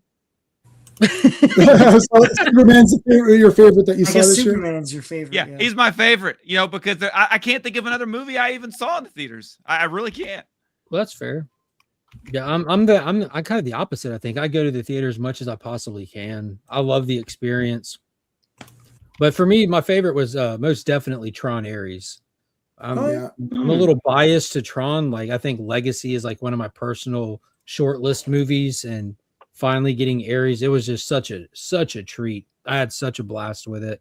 And behind that, it's Mission Impossible. Like, I'm a superhero fan above everything other fandom, and they didn't even edge out. By the end of the year, they won't even edge out my top 3, because I'm telling you right now, when Avatar hits, like, it's game over. That's movie of the year for me. I can guarantee it. Because I get avatared, man. I am. Yeah. Oh man, no, I can't team up with you on that. But I am that guy that can name every character, that can name the animals and all that shit. I read the books. The thing is, if I tested you on that, Mark, and said name me the characters, I wouldn't be able to fact check because I can't name any of them. So you can pull up Google, and I could correct it for Google. I'm telling you, my whole family into Avatar. Like, why don't they fight some red guys flying around in the room in here and can't they fight any other, like, can't they, like, the first movie was okay, and then the second movie was okay, and then this movie looks like it's going to be okay. Can't they fight other, like, things? Like, they are in this movie. They've been fighting the RDA in the first two, and they're fighting the other Na'vi clans. Because there's a bunch of different clans. Yeah, but they look like the same guys. Like, I want monsters. If you go fight another country, are they supposed to look like you or another? No, I want another alien. It's an alien universe. Alien versus Avatar. Why can't there be redskin ones or something or whatever? Hey, Mohammed, how's it going? Well, if you notice, Avatar versus Predator. The Omatakai clan are blue, and the Metcaine clan from the second one are not blue. If you go back and watch in your 4K, they're not blue. You might have. I don't have that. I have those on Blu-ray, not 4K. But the Water clan are not blue. They are a noticeable different color. They're almost like turquoise colored. Oh, whatever. They're blue. But that's like me. Like, what are we close to? Like, we're close to Mexico. Like, we're not. Like, you can find me a tan white dude and it's just Mexican. They're like, but it's fake. It's fake movie stuff. It's like, have cool aliens and monsters and have, like, it's supposed to be like this really great imaginative thing. It's like, well, get more different monsters. It's like fake nature. Like, there's no, like, is there any bad things on Pandora or whatever they are? Like, you did it. I feel like all of the I know it. I feel like all of nature is good there. Like, there's no predators of any kind. They're all like nature seems like it's pretty relaxed there. You can The connect. first time that Jake gets stuck out in the woods, he almost gets eaten alive by viper wolves. Is that the He's only six-legged. He's No, only but they're lost not once against they the got chased by Na'vi. the Is it Thanagar. And then if you go into the second one, his son almost gets eaten by the. Yeah, but these are the humans. I'm talking about within the. I feel like these are different animals, different monsters. There. Yeah, do they fight the blue guys? Like not the humans. The humans. They don't like the humans, but do they fight the blue people? The blue people they're can. fighting blue people in the third one. Okay, all right. Does Kevin fighting- Costner get a writing credit for Avatar 3? No, but the writers of Ferngully did. Oh, okay. Oh, good. About time. About time. Justice for Krista and Zach. I love Ferngully. I don't think I watched. I don't think I ever watched Ferngully. There's a few of these movies. It's fantastic, dude. Yeah, there's a few of these movies where I missed out on because I just thought they're lame. Like Benji, We were remember? teenagers. We're like, I remember like Benji came out and it was the same day as Spaceballs. It was I saw Benji the that with Hunted and Spaceballs or something like that. And I was watching Spaceballs and all these kids were lined up. I was like, we're going to see Benji. I'm like, what is it about? It's a dog. I'm like, this is bullshit. Like, I don't. Benji the What Hunted is is awesome. About a dog. Is that bullshit to you? Yeah, I was like, I don't care about this lame dog. It's like I'm going to watch, or maybe I was watching Three Amigos. It was either Three Amigos or Spaceballs. I'm like, I'm going to watch Three Amigos. Kids Like, shouldn't be lining up to watch either of those. I know, but I saw Blue. My mom took me to see Blue. What was that one with where he gets his fingers cut off? Miami Blues. Yeah, Miami Blues, where he gets his finger, and then Jennifer Jason Leigh is full nude, and I was like, I don't know, you took me to the. She's like, sure, I didn't know this is going to have nudity. I was like, well, I wanted to see it. Blue guys, yeah, they're blue. Okay, we're gonna wrap it up. Let's go. Daniel, talk about your podcast and what you've got going on. Oh yeah, the Geeks with Beards podcast. We comic book review podcast mostly. We also have a YouTube channel where we do quick toy reviews sometimes. We just covered Incredible Hulk #1 from 1962. We just recorded that episode. And I've started putting out little small, like 6-7 minute videos on YouTube about the current comic books that I'm personally reading, what I think about them. Like I covered Phantom #1, Superman Unlimited #6, the new Masters of the Universe, Sword of Flaws. I covered that #1. That video will be coming out soon. Yeah, we just cover a lot of different comic books from different eras. It doesn't really matter what the year is. A lot of these are first time reads for me and my co-host. So, and I love the Incredible Hulk #1. I never read it until I picked up the Marvel Masterworks. I picked that up. Oh, those are all good. Yeah. Daniel, did you solve the mystery? Is he man or monster? Not yeah. I love the little forward that Stan Lee put in there in '89. He's like, yeah, I wanted to make him gray because the melancholy in the story, but then I seen the green looked better. So yeah, the printing, you couldn't print the gray. But according to Stan Lee, it was his decision because it looked better to be green than gray. You got to be careful with Stan Lee's thoughts because they do change from time to time. Yeah, that was 1989, I believe, when he made that statement there. Depending on where you read Stan Lee's interview, you'll have a different idea of what happened with stuff like that. Awesome. So your links there, the links in the description and in the chat. We can go for about maybe 10 more minutes after this, but I just want to make sure everyone gets a chance to say their stuff because I don't want to. When I gotta go, I gotta go. It's Kryptonite Corner. What's going on with your channel? Well, I'm prepping up for Supergirl here, so I've got a few Supergirl videos. I'm going to wait to launch them until the trailer comes out, which may be Monday. We'll see. And also, I started a new channel where I do reaction videos, but it seems like half my audience doesn't want to watch those. So I moved all my reaction videos to a new channel where I do just reaction videos. And that's going to cover all sorts of superhero stuff. So I got that going on too. So lots of stuff happening over at Kryptonite Corner. Awesome. Mark, what do you got going on? Live streams, videos, comics, movies, news, stuff like that. 3 streams a week. Wow. Awesome. Where's Sean's thing? I gotta find Sean's. Sean, talk about it. What do you got going on? There you go. Well, I'll be on with you on Monday for Earth's Mightiest Mondays, covering 4 issues of Avengers, and on Friday, Fantastic Fridays, covering 4 issues of Fantastic Four. and whatever else I'm invited to. I don't know. Right. I don't know. Whatever I'm doing, you just pop Yeah, it. I'll just be and then I do the same stuff as Sean. And I do comic reviews. Or do you want to plug anything or? Not really. I just want to say thanks for having me on. I love coming on streams with Sean and J-Man. I'd come and talk to you guys about the price of milk, to be honest. So thanks for having me on today. If you haven't trying to become a channel member, if you're listening, membership has its privileges. If you become a super friend of J-Man's channel, there's some neat little things. Not the least of which was this amazing shirt that I got. It probably costs more than my whole year's membership. So I got that through Beater shirt. Nice. And very cool. J-Man puts cool stuff in the shared Google Drive for members, which is not, we look at some cool stuff from time to time. That's great. Sean does some really great stuff on his channel as well. Great reviews of classic comics. And one thing that's coming up, Sean and J-Man have done is look at some great old cartoons, Brave Star. And if I'm very lucky, hopefully I'll get to sit in with them in the future sometime and talk about Inhumanoids. We're going to do Inhumanoids for sure. Inhumanoids is for sure. And then we'll do, I want to do some of the Batman cartoons. I've now upgraded them all to Blu-ray. So I'm looking forward to going through those again. I started doing the Adam West one where they got the voices of Adam West and Burt Ward back. Thunder. Oh, well, we're gonna do Thundar for sure. Thunder, yeah, that's there. That's a classic. Thundar the Barbarian. The new comic comes out January 21st, issue 1. Yes. Martina, Liefeld, Frank Cho, some good cover artists on that. Yeah, 100% getting that for sure. Herculoids has already been out for a bit now. Yeah, that one just wrapped up with issue 10. Yeah. All those great classic cartoons. Okay, well, you just plugged our stuff, so that was nice of you. Okay, so our buddy John from that's not John. This is John. John from Action Flicks just said that trailer hits Thursday. Is it a teaser? Is it a trailer? Is it it's going to be a teaser. They always probably a teaser. Yeah. Maybe she'll be drunk. Now here one thing that super high-end expensive marketing team that they hired for Superman knows how to do is market shit. Because when they were ready to roll out Superman, all people talked about or saw online was Superman for like a good solid 8 months leading up to that. And they're about to do that with Supergirl starting this week. They also start with a trailer, just the tip, and then they'll just keep dragging it.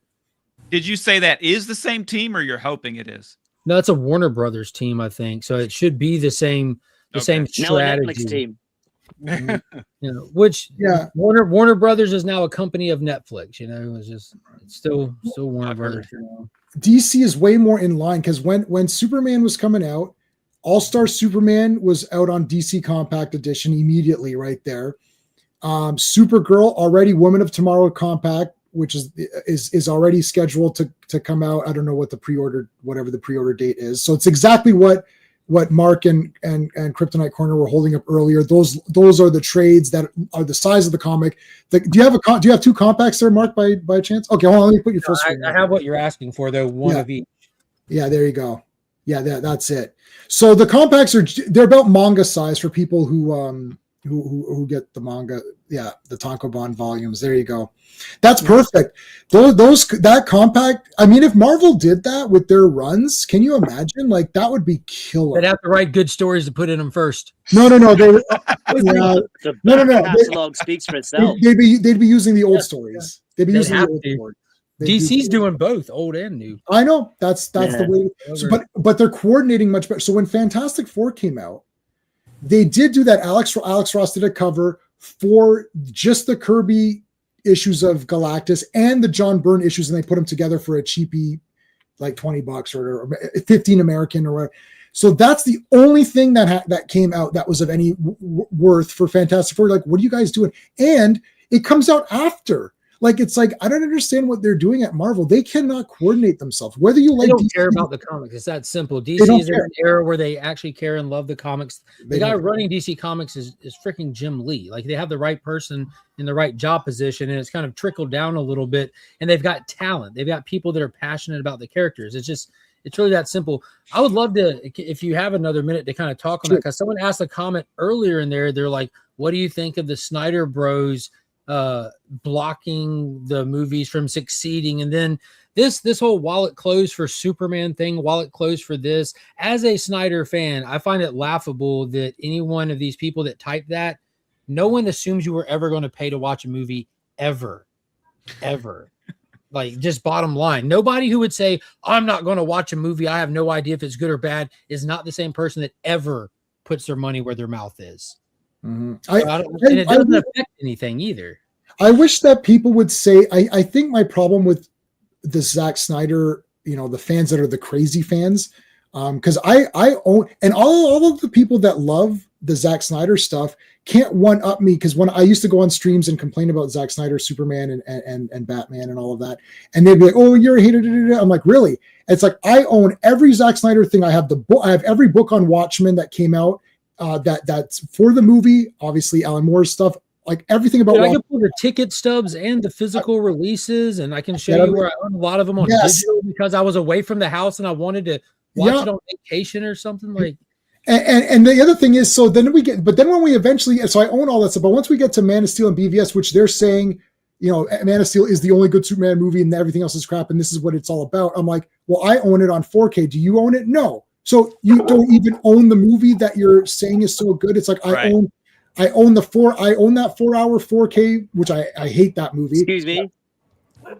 Okay. That's speaking with your wallet, because closing your wallet is saying that I'm not going to support this. Well, what have you done to let Warner Brothers know that there's a wallet basis to do something for the Snyderverse? Have you gone out and these movies they're still sold to this day? You can still you can go online and buy them from like firsthand sources. You can go to Groove Entertainment and buy steelbook editions of Batman versus Superman right now.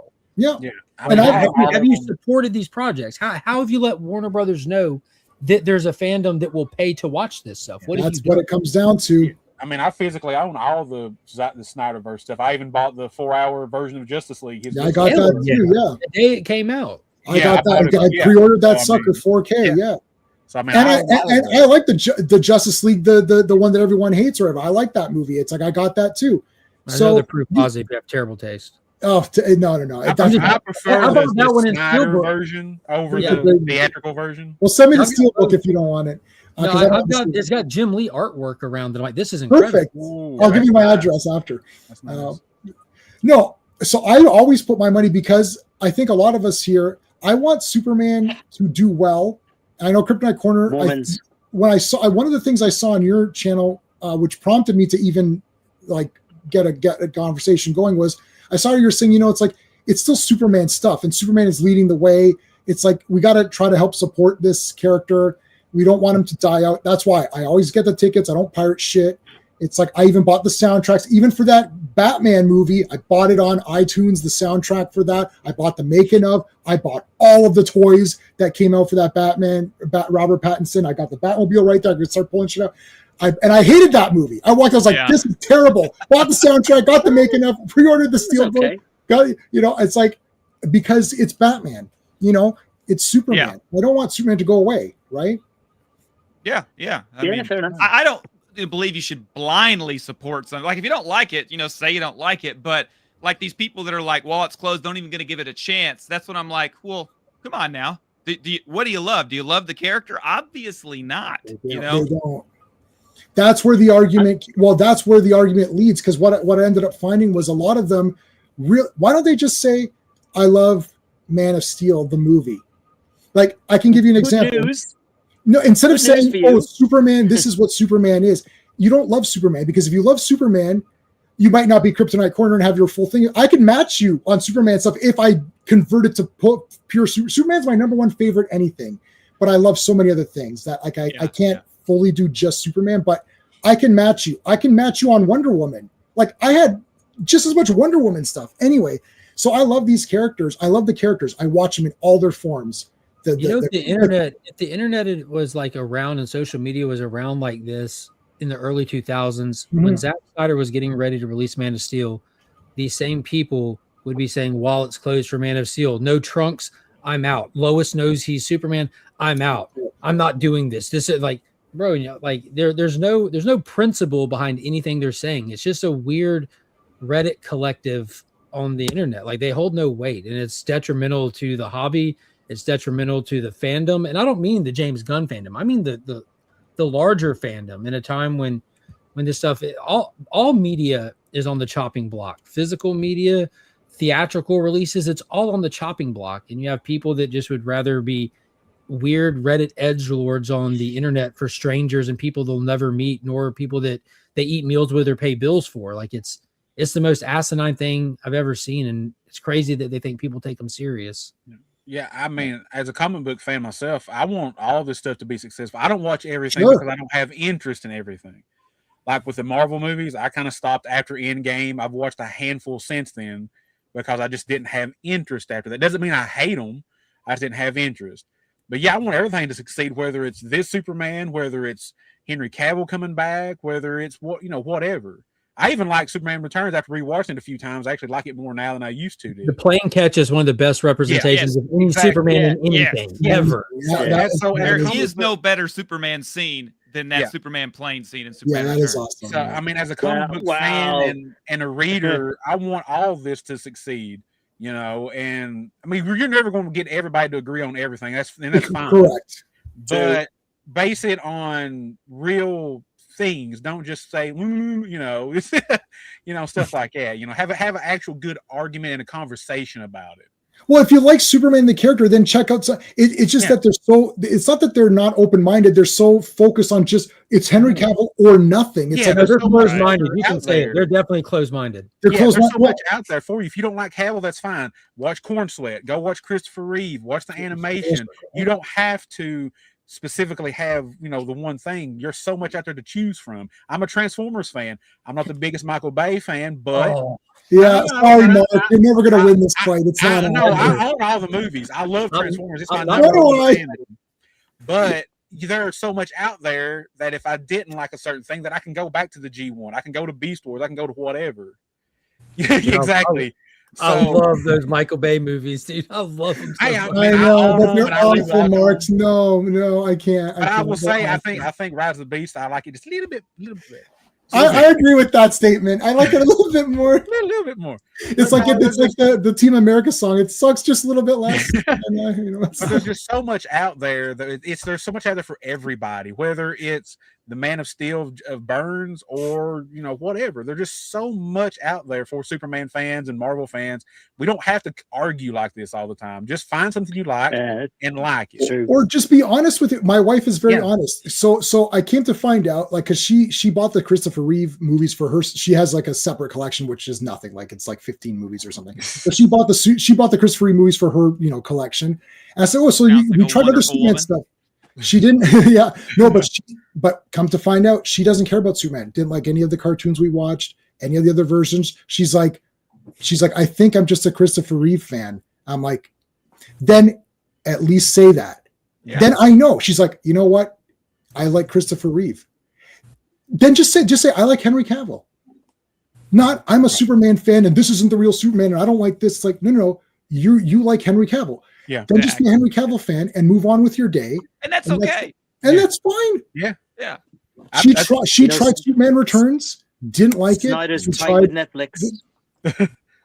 Yeah. Just saying. I mean, yeah. Oh, there is. Oh, yes. Yeah. Nice. I've got a Blu-ray set, but it's not that though. Yeah. These are all steel books. Oh. Yeah. Did you get your replacement discs?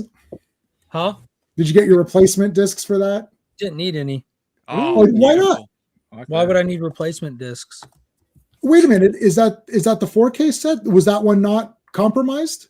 Nope. How can that be?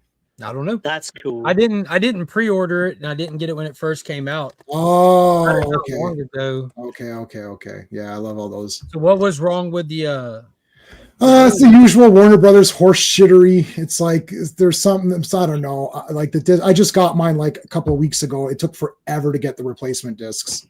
And what was wrong? I'm saying like what it was like the audio was transferred wrong, or whatever it is. I don't even know.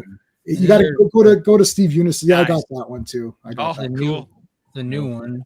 And then I've got the Superman 3 poster. I have a Superman 2 movie poster that hung in the Lux Theater when it released an original. Cool. Yeah. Better. That is very cool. That is very cool. I've got Superman 4 as well. That's original. Those Superman 3 and 4 are original posters, one sheet. But I have Superman 1. Did anyone ever get? I got the Warner Brothers. Okay, so Steven, who was on here earlier, it was like a box. It was like a huge box, and you pulled it open. It was a DVD, and it has a poster and lobby cards. You won't be able to see it on my shelf. It's behind shit. What is it? Okay, there's you see where Superman is the McFarlane's that box there. It's like a Warner Brothers. It was a Warner Brothers DVD box. It was like it's a huge box, and it was Superman 1. It has the poster. It has lobby cards and all this stuff. I can't take it out. It's behind all that crap.